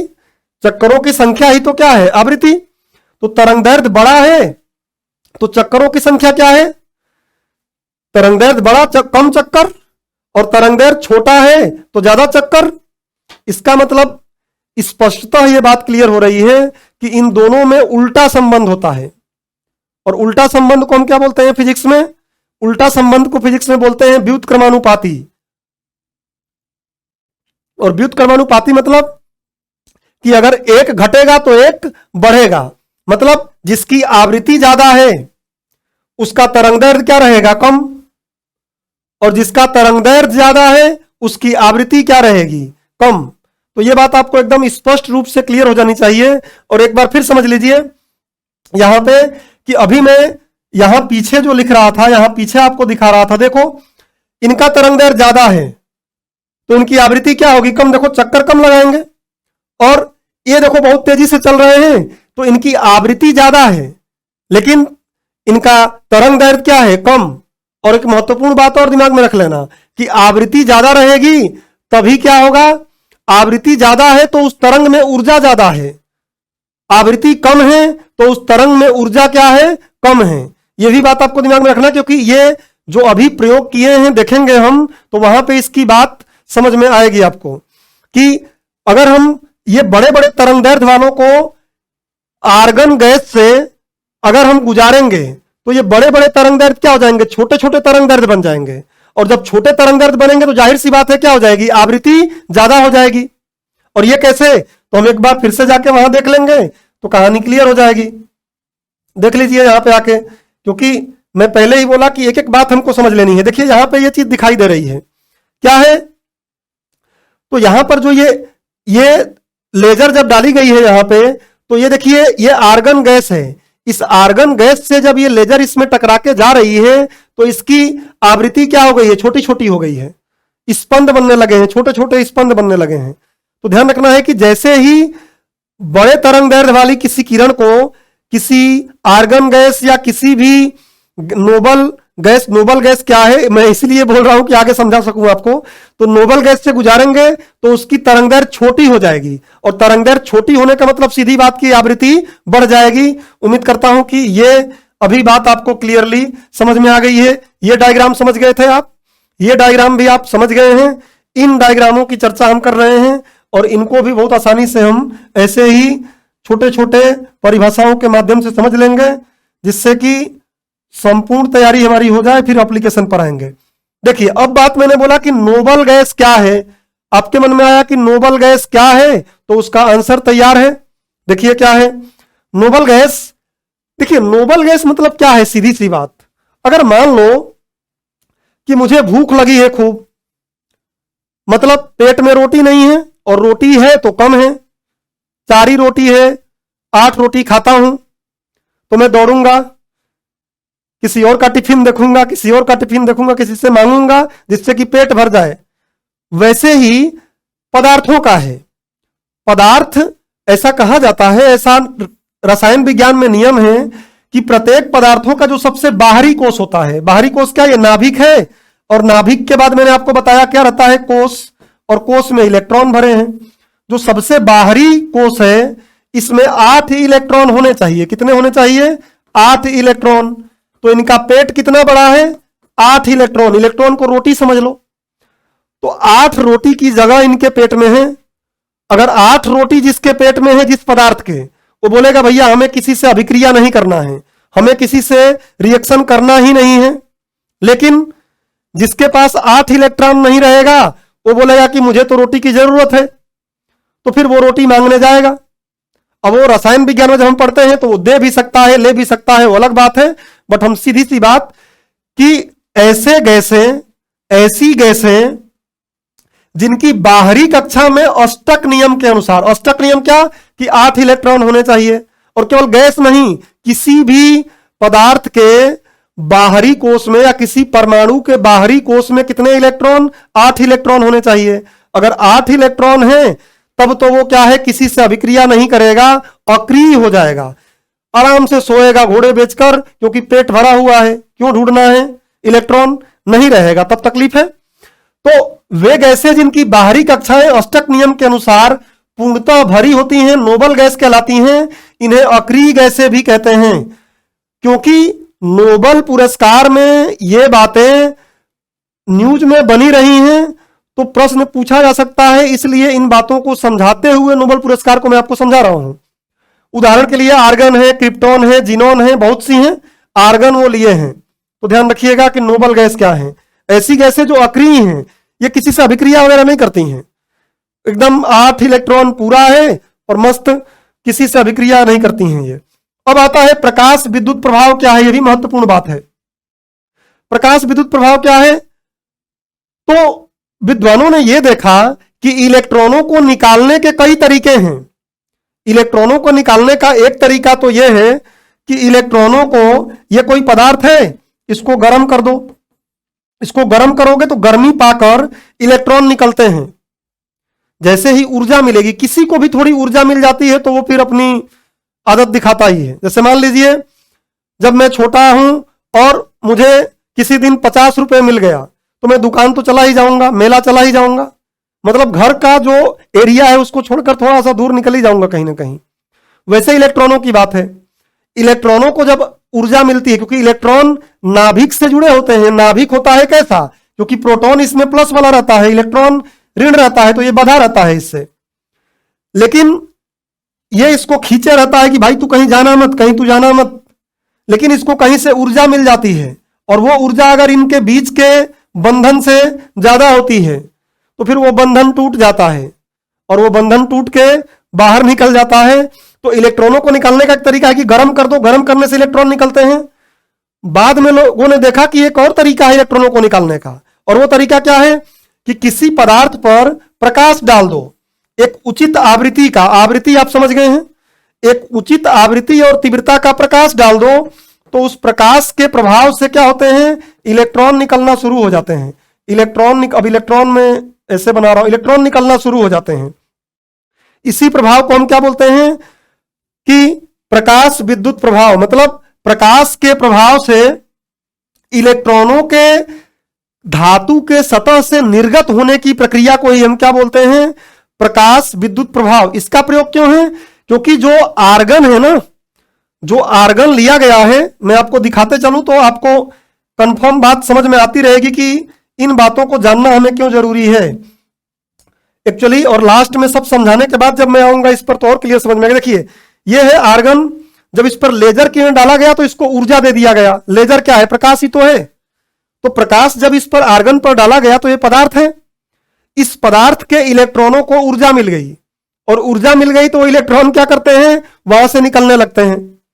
और जब इलेक्ट्रॉन निकलते हैं तो इलेक्ट्रॉन जब निकलेंगे, जैसे मान लीजिए मैं 50 रुपए लेकर किसी दुकान पर गया, तो जब लेके गया तो 50 रुपए की एनर्जी मेरे पास थी, लेकिन जब मैं घर आऊंगा तो हो सकता है कि वो पूरा 50 रुपए पहले से खर्च करके कहीं और फिर आऊं अंदर, तो उतना तो ऊर्जा क्या हो गई, बाहर निकल गई ना।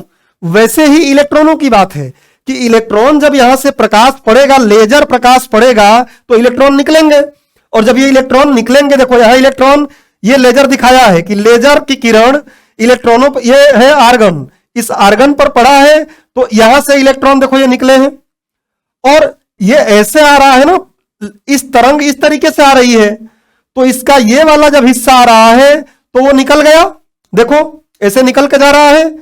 और फिर जब उसका ये वाला हिस्सा आ रहा है तो इलेक्ट्रॉन फिर क्या हो रहा है, यहां से इधर खींचा जा रहा है, फिर यहां अंदर आ जा रहा है। तो इस बीच में क्या हो रहा है, वो दुकान वाला काम हो रहा है कि जो ऊर्जा लेकर वो निकला था, आते समय जब घर में आएगा तो ऊर्जा लेके तो आएगा नहीं वहां पे, तो कुछ ऊर्जा छोड़ देगा, और जो ऊर्जा छोड़ेगा उससे क्या होगा, एक विशेष प्रकार की प्रकाश उत्पन्न होगी, और वही प्रकाश धीरे धीरे क्या होगी, अध्यारोपित होके वही प्रकाश लगातार निकल रही है। एक अणु तो है नहीं, ऐसे पता नहीं कितने अणु इसमें आर्गन में हैं, और वो सारे अणु आर्गन से निकल रहे हैं, मतलब इलेक्ट्रॉन निकल रहे हैं उसमें से। और जब निकल रहे हैं इलेक्ट्रॉन तो ऐसे ही ऊपर जाते हैं, थोड़ी सी ऊर्जा अपना छोड़कर फिर अंदर आते हैं, फिर निकलते हैं, फिर अंदर जाते हैं, यही प्रक्रिया चलती रहती है। और ऐसा होने से क्या होता है, ऐसे टोन बनना शुरू हो जाता है, अध्यारोपित होते हैं, और अध्यारोपित होकर फिर पल्स जनरेट होने लगता है। तो इसलिए ये बातें मैं आपको समझा रहा हूं, जिससे कि एकदम क्लियर कट एक आइडिया मिल जाए कि हाँ इसका मतलब है क्या। तो ये आप समझ रहे होंगे कि इलेक्ट्रॉन निकले लेजर के प्रभाव से, और लेजर के प्रभाव से इलेक्ट्रॉन निकले तो निकलने के बाद ऊर्जा लेकर निकले, उनको ऊर्जा मिली हुई है तभी तो निकले हैं। और फिर अगर लेजर की दूसरी वेव ऐसे आ जा रही है तो फिर बेचारे वो क्या कर रहे हैं, उसको नाभिक बोल रहा है ऐसा तू इधर आ जा, छोड़ के गया है ना, जल्दी आ इधर। जैसे पेरेंट्स बुला लेते हैं अपने बच्चों को, तो ये बुलाता है तो उस समय ये अपनी ऊर्जा को क्या कर लेता है, कुछ ऊर्जा इसकी वैसे ही बाहर छूट जाती है, और वो ऊर्जा क्या हो रही है, अध्यारोपित होकर ऐसे पल्स बना रही है। तो ये समझना जरूरी था, हमें ध्यान रखें। अब आ जाते हैं आगे हम, ये सारा पीडीएफ आपको मिल जाएगा, तो आप टेंशन न लें, आराम से चीजों को समझें, और जरूर इसकी गारंटी है कि ये बात पढ़ने के बाद आपको कहीं भी एक वर्ड भी सर्च करने नहीं जाना पड़ेगा। देखिए इलेक्ट्रॉन क्या है ऑलरेडी मैंने समझा दिया है, तो इस पे बात करूंगा नहीं, सिर्फ एक बार पढ़ देता हूं क्योंकि शुरुआत ही इलेक्ट्रॉन क्या है हमने पढ़ दिया।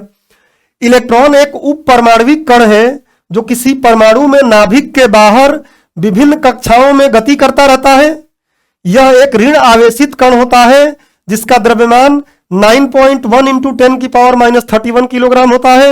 यह पहले ही मैंने आपको बता दिया था, यहां जोर देने की जरूरत है नहीं। अब बात यह आती है कि इलेक्ट्रॉनों का अध्ययन इतना कठिन क्यों है, यहां फिर आपको कुछ बातें समझनी पड़ेंगी। इलेक्ट्रॉनों का अध्ययन इसलिए जरूरी है, इसलिए कठिन है, जरूरी क्यों है वो भी देखेंगे, बट कठिन तो समझें। कठिन इसलिए है कि एक तो ये इत्तू सा है, ये बहुत बड़ा बना दिया हूं मैं, बहुत छोटे से हैं, आकार इनका क्या है, इनका आकार बहुत छोटा है, एक बात तो ये। और दूसरी बात क्या है कि ये बहुत तेज गति करते हैं, बहुत तेज गति करते हैं, और इतनी तेज गति के कारण इनको पढ़ना समझना बहुत मुश्किल हो जाता है, क्योंकि हमारे पास जो कैमरा है, कैमरा किस पे काम करता है, प्रकाश पर। प्रकाश रहेगा तो कैमरा पिक्चर लेगा। और कैमरे का शटर हम देखेंगे कि कैमरे का शटर क्या होता है। कैमरे से अगर ट्रेन चल रही है उसका फोटो खींचिए आप तो ब्लर आ जाएगी, ऐसा लगेगा क्या है वो। इवन वीडियो बनाओगे वो भी ब्लर आ जाएगा। जैसे मैं आपको एग्जांपल के लिए थोड़ी सी बात यहां समझाई दूं, देखिए ये लेजर वाली बात थी, मैं आपको थोड़ा आगे दिखाता हूं कि यहां आप थोड़ा ये देखिए, हमिंग बर्ड जो है ना, ये हमिंग बर्ड बहुत तेजी से अपना पंख ऐसे ऐसे कर रही है। इसको किसी कैमरे से आप खींचें जिसका शटर स्पीड क्या है समझाऊंगा, क्योंकि शटर स्पीड क्या है, कैमरे के अंदर प्रकाश कितने देर तक जाने दे रहा है कोई कैमरा, उसको शटर स्पीड बोलते हैं। अगला स्लाइड में वो भी समझाऊंगा। एक भी ऐसी बात आपको ढूंढने की जरूरत नहीं पड़ेगी जो इस वीडियो में मैं अपने शब्द यहां पे निकालूंगा। तो देखिए इसको ब्लर आएगा, ये इसको हम सही से पढ़ ही नहीं पाएंगे। और थोड़ा देखें, ये देखिए ये हमिंग बर्ड इसका इतना तेजी से घुमा रहा है, समझ में नहीं आ रहा है। ये देखिए हमिंग बर्ड का अगर हम मीडियम शटर स्पीड से लेंगे, मीडियम शटर स्पीड से लोगे तो ऐसे मिला हुआ दिखाई देगा। और जो ये अगर स्लो वाले से लोगे तो लगेगा कि बादल है, धुआं है, वो सब यहां दिखा रहा है। आराम से आप पॉज करके देख लीजिएगा। और अगर हाई स्पीड, बहुत कम छोटी सी प्रकाश की किरणें अगर एंट्री कर रही हैं कैमरे में तो एकदम क्लियर पिक्चर आएगा और वो पिक्चर ऐसा रहेगा। तो मैं आगे आपको समझाऊंगा। टॉपिक पे आते हैं, क्या पढ़ना था ये समझ गए। इलेक्ट्रॉनों की गति का अध्ययन क्यों कठिन था, तो इलेक्ट्रॉन एक तो बहुत छोटे होते हैं आकार में और इनकी गति परमाणु में बहुत तेज होती है, लगभग ऑटो सेकंड के कोटि की होती है। और इसलिए हमारे पास कोई ऐसा कैमरा नहीं था, और कैमरा के साथ साथ हमारे पास प्रकाश की कोई इतनी छोटी पल्स नहीं थी जो उसको उसके अंदर से होकर गुजर सके। इतनी बात आप समझ गए हैं कि बड़े बड़े तरंगदैर्घ्य अगर रहेंगे तो छोटे छोटे जो कण यहां पे इनको तो लांघ कर निकल जाएगी ना प्रकाश, और जब लांघ कर निकल जाएगी तो हम उसको समझ ही नहीं पाएंगे। और नहीं हमारे पास कैमरे उतने मजबूत थे। जैसे आप जब वीडियो देखते हैं, कोई पिक्चर देखते हैं टेलीविजन पर, तो उसमें क्या हो रहा है, छोटे छोटे पिक्चर आपस में जुड़ रहे हैं बहुत तेजी से, लेकिन हमारी आंखें पकड़ ही नहीं पा रही है क्यों जुड़ रहे हैं आपस में, और इसलिए हमको पूरा मिला हुआ पिक्चर दिखाई देता है। कारण क्या है, हमारी आंखों की एक सीमा है जो उसको पकड़ नहीं पा रही है। हमारे आंख में शटर स्पीड तो नहीं बोल सकते, लेकिन न्यूरॉन्स जो हमारे आंख से मस्तिष्क से भेजते हैं संवेदन, वो शटर का काम करते हैं। तो शटर बहुत ही एक तरीके से बड़ा टाइम लेता है, इसलिए हमको समझ में नहीं आएगा। हमारे पास कैमरे बहुत थे लेकिन उन कैमरों से हम समझ नहीं पाते थे, 8 सेकंड के कोटि के पल्स हमारे पास नहीं था, स्पंद नहीं था, इसलिए हम उन बातों को पकड़ नहीं पा रहे थे। अब यह संभव हो पा रहा है, समझिए। तो इलेक्ट्रॉन की गति अध्ययन कठिन इसलिए था क्योंकि इलेक्ट्रॉन परमाणु के अंदर अत्यंत तीव्र गति से गतिमान होते हैं, और इस उच्च गति के कारण इलेक्ट्रॉनों का अध्ययन संभव नहीं हो पा रहा था। और इसकी गति के लिए हमें बेहद सूक्ष्म पल्स की आवश्यकता थी, प्रकाश के स्पंद की आवश्यकता थी, जिसको हमारे इस बार के भौतिक लॉरिएट्स ने ढूंढ निकाला है, वो देखेंगे आगे हम। अब बात करते हैं, ये आ गया कैमरे का शटर स्पीड। आपके मन में लग रहा होगा कि शायद कैमरे का शटर स्पीड तो हमिंग बर्ड दिखा के ही आगे निकल गए। नहीं, ये बात आप कभी महसूस करके देखिएगा। ये क्या है, यह कैमरे का शटर स्पीड क्या है, तो यह वह समय है जब कैमरे का शटर खुला रहता है।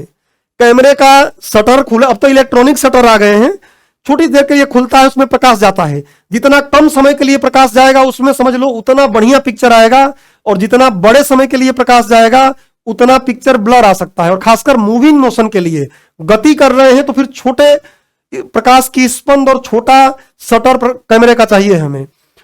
तो यह वह समय है जब कैमरे का शटर खुला रहता है और प्रकाश को सेंसर या फिल्म तक पहुंचने देता है। फिल्म जहां पर क्या होता है, कोई प्रतिबिंब बनता है, उसको वहां पे फिल्म बोल देते हैं। तो यह कैसे होता है, देखिए शटर स्पीड को हम सेकंड में मापते हैं। अगर एक बोलेगा मतलब कि 1 सेकेंड तक क्या कर रहा है, वो शटर खुला हुआ है, उसमें प्रकाश जा रही है।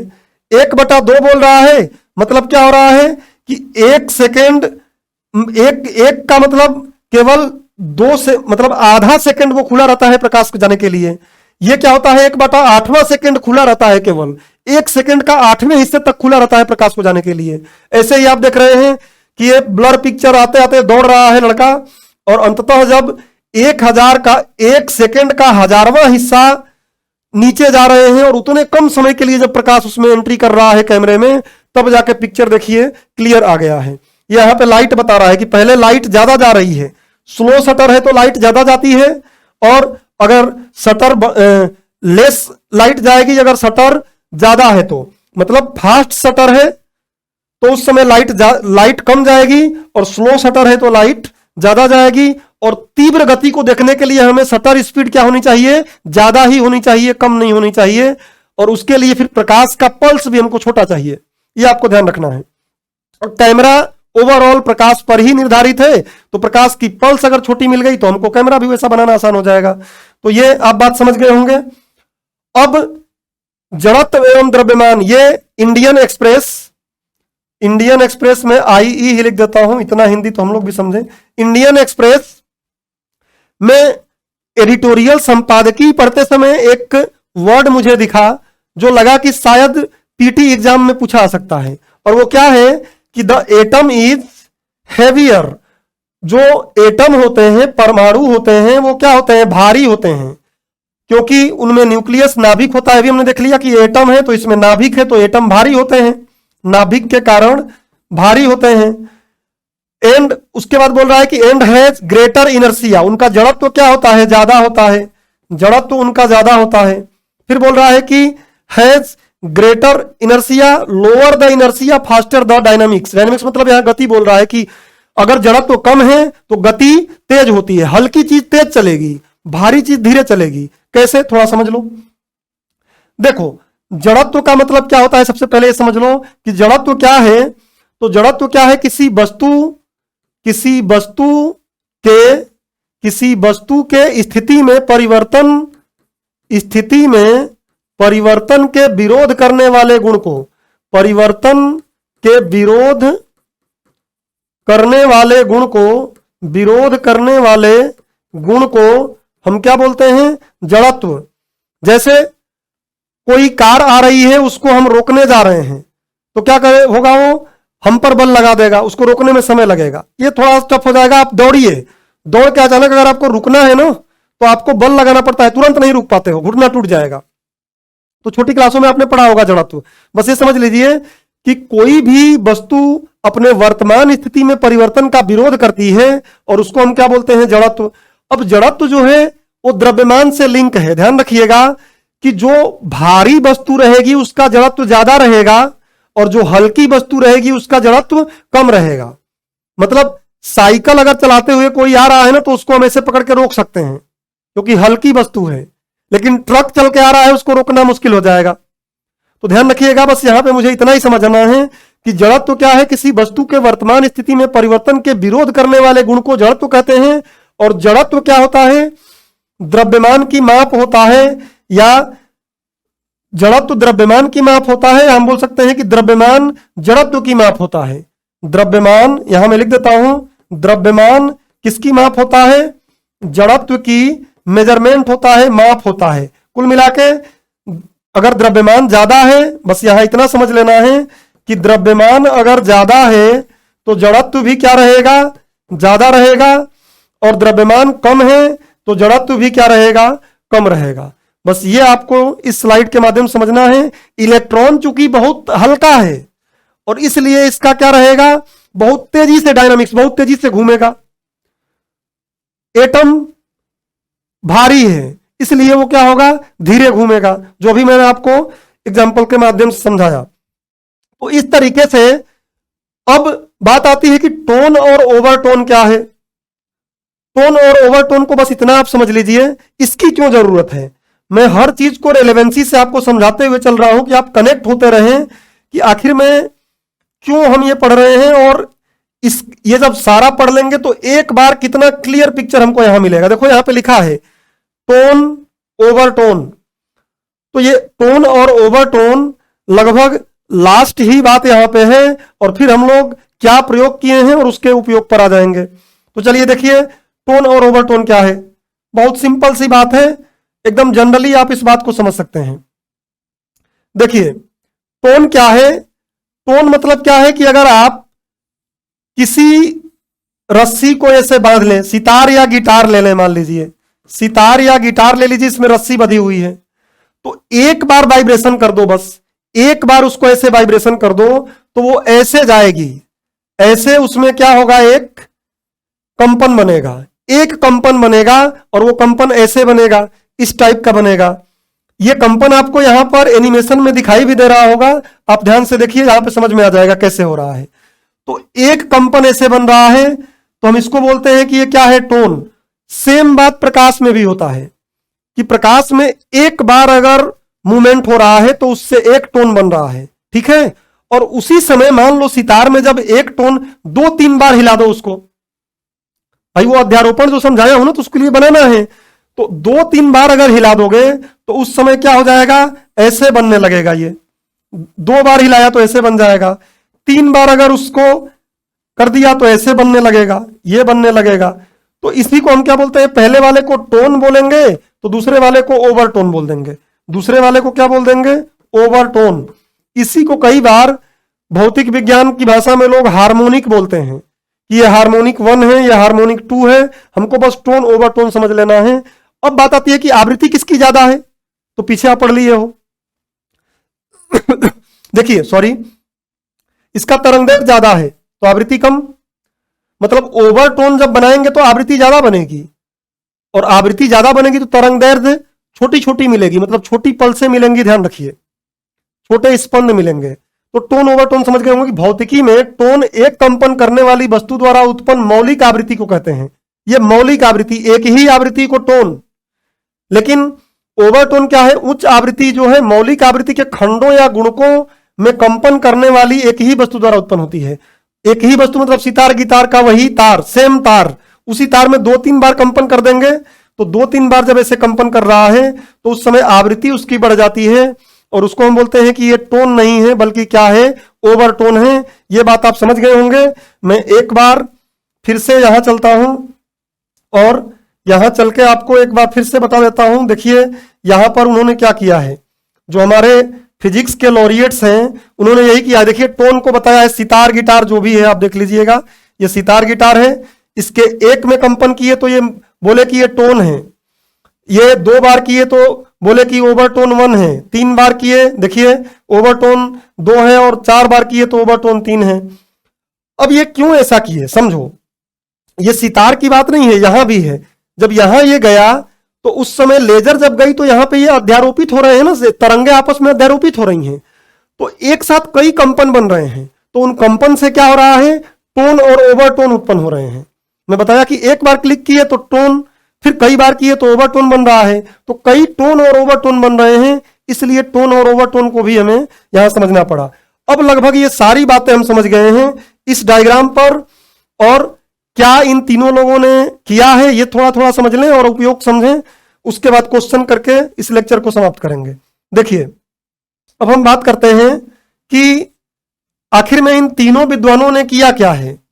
जो हमारे तीनों विद्वान हैं इन्होंने क्या किया है, तो सबसे पहले योगदान हम देख रहे हैं कि अब किस विद्वान ने क्या क्या योगदान किया है एटो सेकेंड की पल्स उत्पन्न करने के लिए।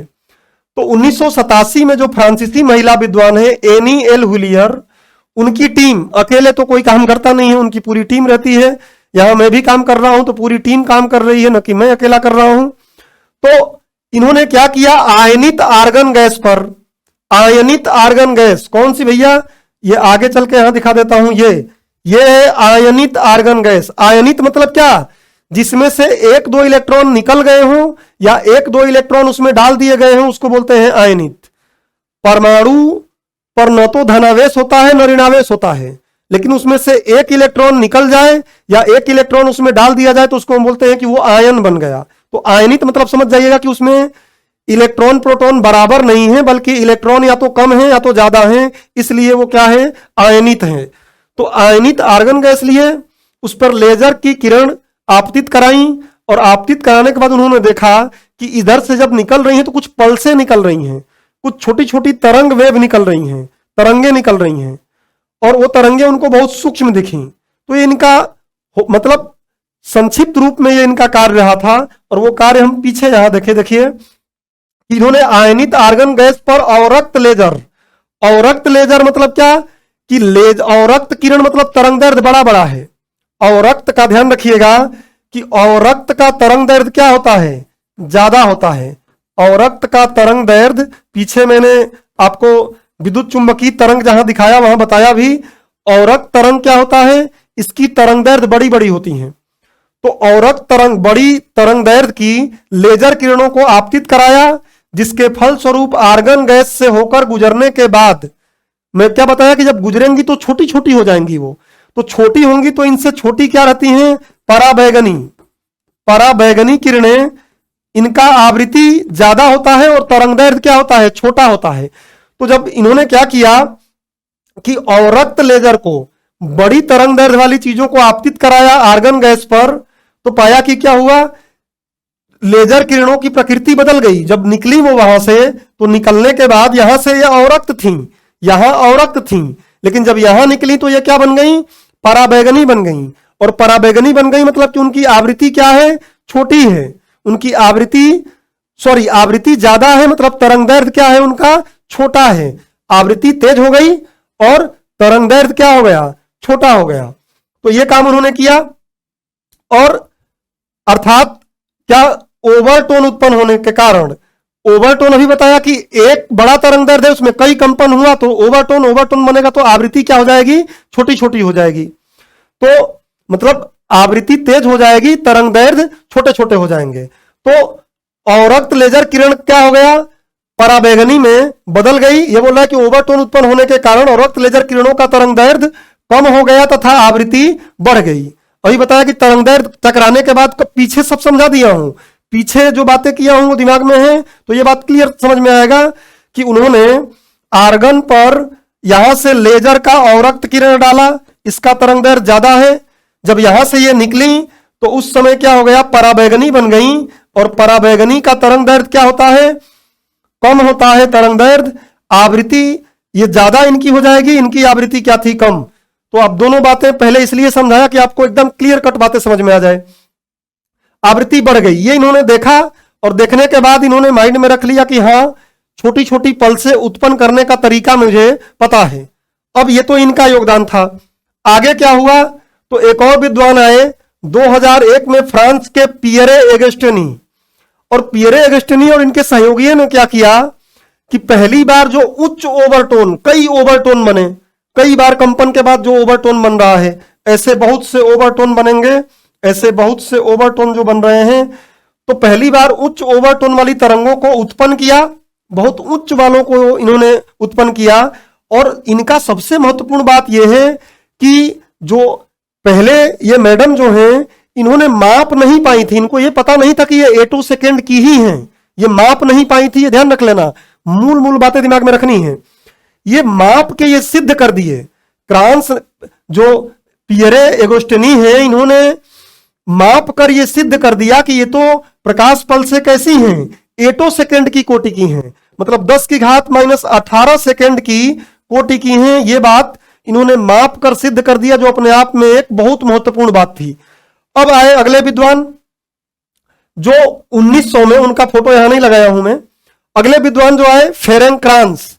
फेरेंक्रांस ने क्या किया, अपने सहयोगियों के साथ 90 के दशक में तो इन्होंने अध्ययन किया ही सॉरी 2001 में ये भी क्या किए, तो अपने प्रयोगों के माध्यम से ओवरटोन से जो पल्स श्रृंखलाएं बनी, पल्स की ऐसी कई श्रृंखलाएं बनी, इन श्रृंखलाओं को अलग करने की तकनीक विकसित कर ली है।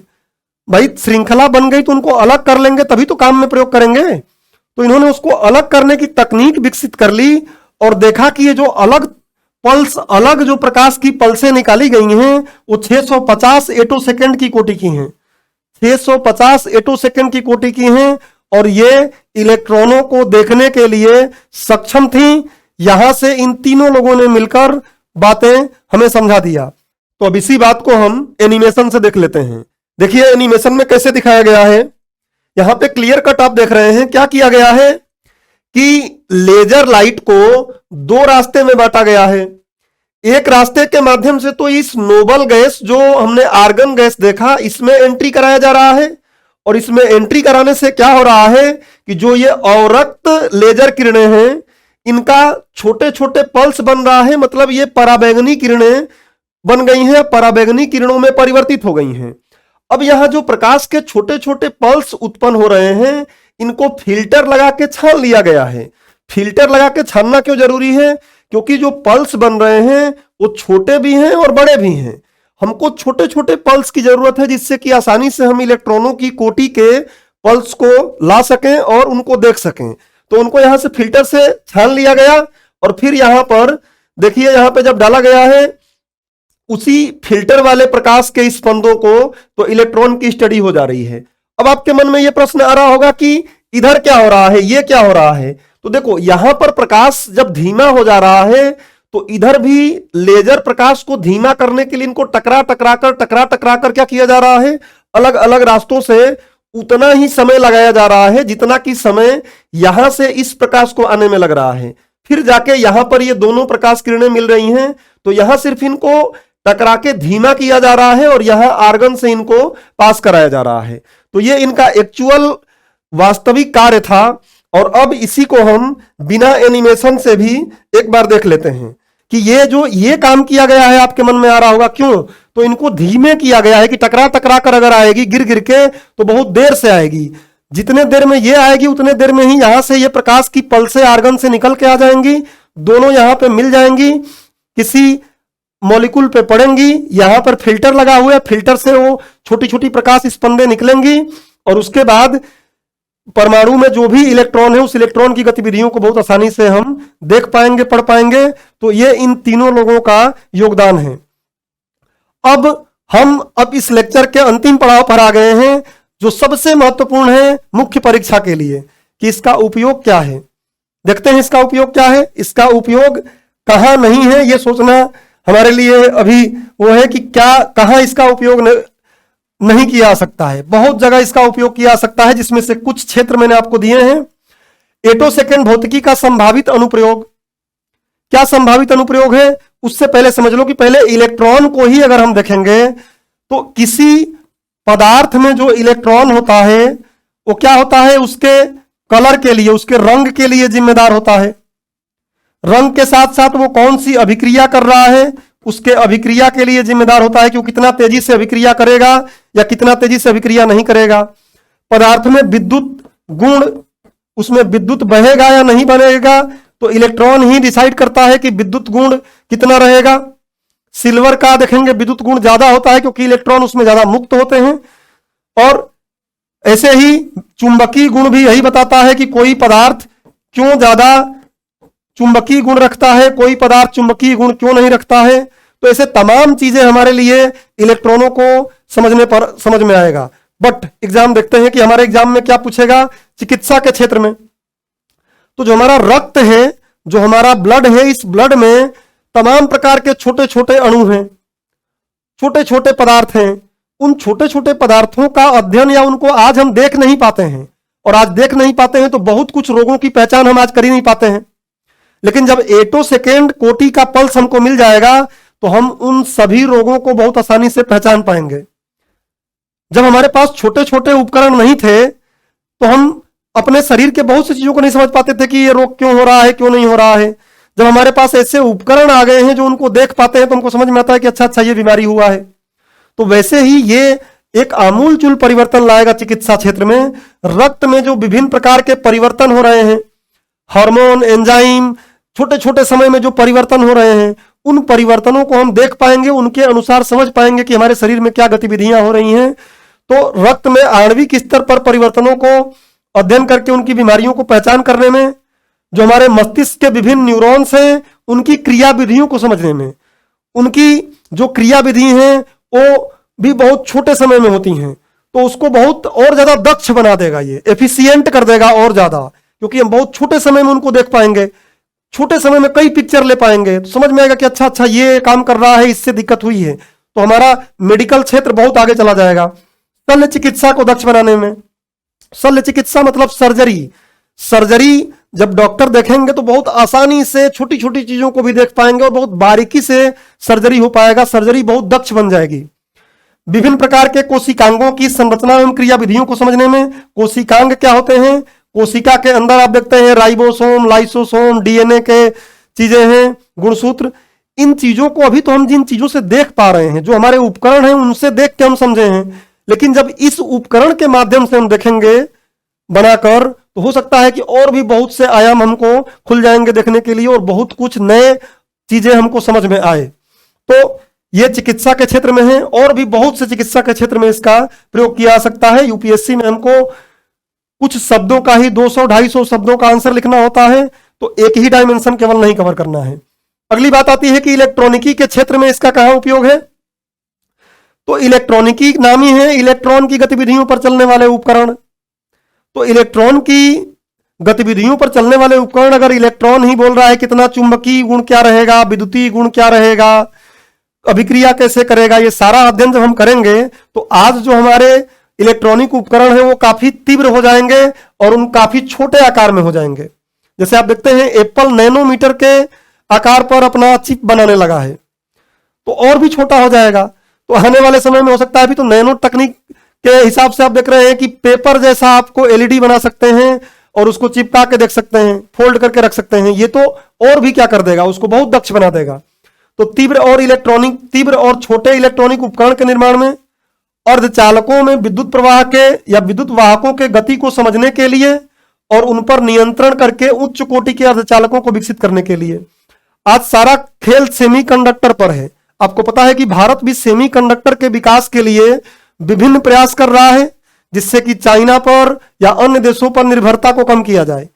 तो भारत के लिए अत्यंत महत्वपूर्ण हो जाएगा अगर इस पर काम कर लिया जाए भारत सरकार द्वारा, तो अर्धचालकों को बहुत अच्छे से हम समझ पाएंगे कि उसमें जो विद्युत को बहाते हैं उनकी प्रकृति क्या है, क्या चीजें कर रहे हैं वो, और फिर बहुत आसानी से उनके बारे में हम अध्ययन करके और उन पर नियंत्रण करके उनको दक्ष बना सकते हैं, बहुत ही एफिशिएंट उपकरण बना सकते हैं। ऐसे ही अन्य बहुत से उपयोग हो जाएंगे इलेक्ट्रॉनिकी के क्षेत्र में भी। खगोल विज्ञान में, खगोल विज्ञान मतलब एस्ट्रोनॉमी, खगोल विज्ञान के क्षेत्र में तो बहुत कुछ पता चल जाएगा। पहले तो हम ब्रह्मांड के निर्माण को समझ पाएंगे। आप सुने होंगे हिग्स बोसोन, गॉड पार्टिकल के बारे में, उसके करीब पहुंच जाएंगे, हम देखेंगे कि क्या है ब्रह्मांड के निर्माण को। अब ब्रह्मांड की बात में कर दिया तो गैलेक्सी का निर्माण देख सकते हैं कि गैलेक्सी का निर्माण कैसे हुआ है, इवन पृथ्वी का निर्माण कैसे हुआ है, ऐसे ही तारों का निर्माण कैसे हुआ है, सूर्य के जो सोलर फ्लेयर्स हैं, सौर जो विकिरण हैं उनको पढ़ने में, ऐसे तमाम प्रकार के उपयोग हमको इसमें खगोल विज्ञान में मिल जाएगा। तो इसके माध्यम से उच्च रिजोल्यूशन इमेजिंग और स्पेक्ट्रोस्कोपी जैसे उपकरणों का निर्माण किया जा सकता है और जो खगोलीय घटनाओं को समझने में मदद कर सकता है। और भी जो बहुत से एक्सो प्लैनेट हैं, जो हमारे सौर मंडल के बाहर के प्लैनेट हैं, उनके बारे में भी समझने में काम करेगा ये। तो इस तरीके से आमूलचूल परिवर्तन करेगा।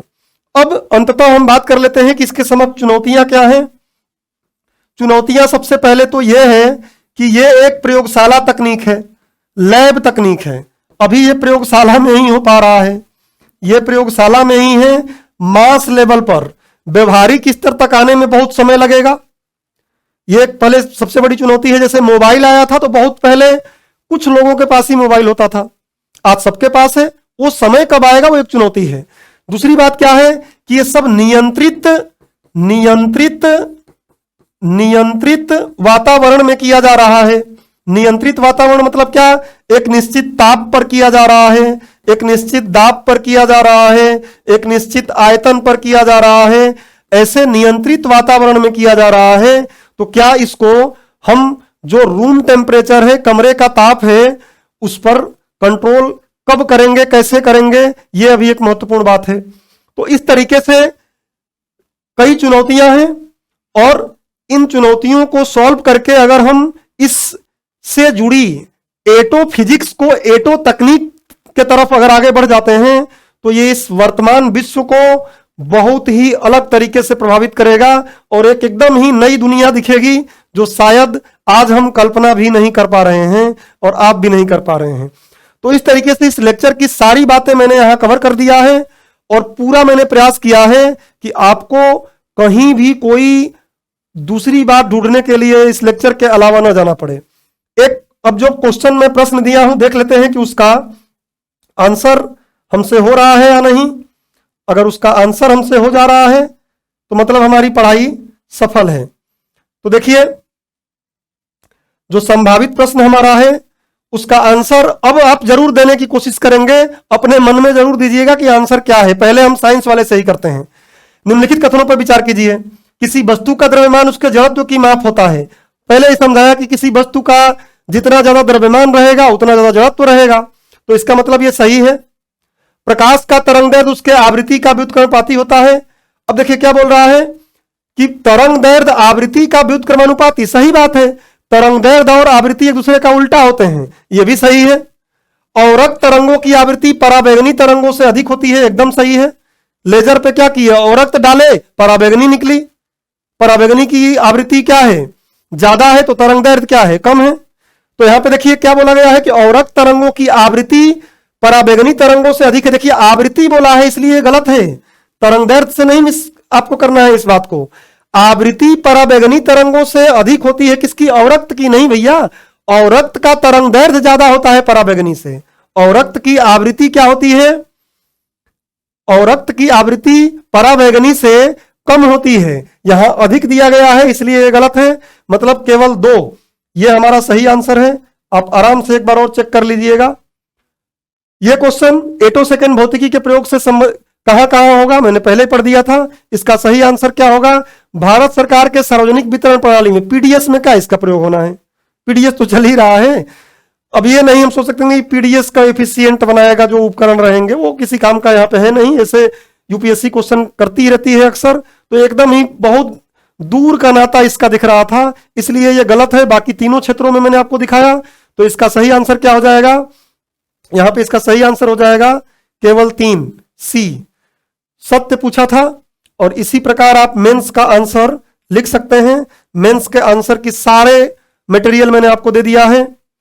तो आज का लेक्चर हम यहीं पर रोकेंगे और अगले लेक्चर में जब हम मिलेंगे तो वर्ष 2023 के लिए रसायन विज्ञान के क्षेत्र में जो नोबेल पुरस्कार दिया गया है क्वांटम डॉट्स पर, उसको भी इस स्तर से समझेंगे। बहुत कुछ बातें तो हम यहीं समझ लिए हैं, बट ऐसे समझेंगे कि 2024 के प्रीलिम्स और 2024 के मेंस दोनों के लिए संपूर्ण रूप से, समग्र रूप से उसको हम कवर कर लें। तो राउज आईएएस में आप जुड़े रहें। मिलते हैं अगले लेक्चर में। धन्यवाद।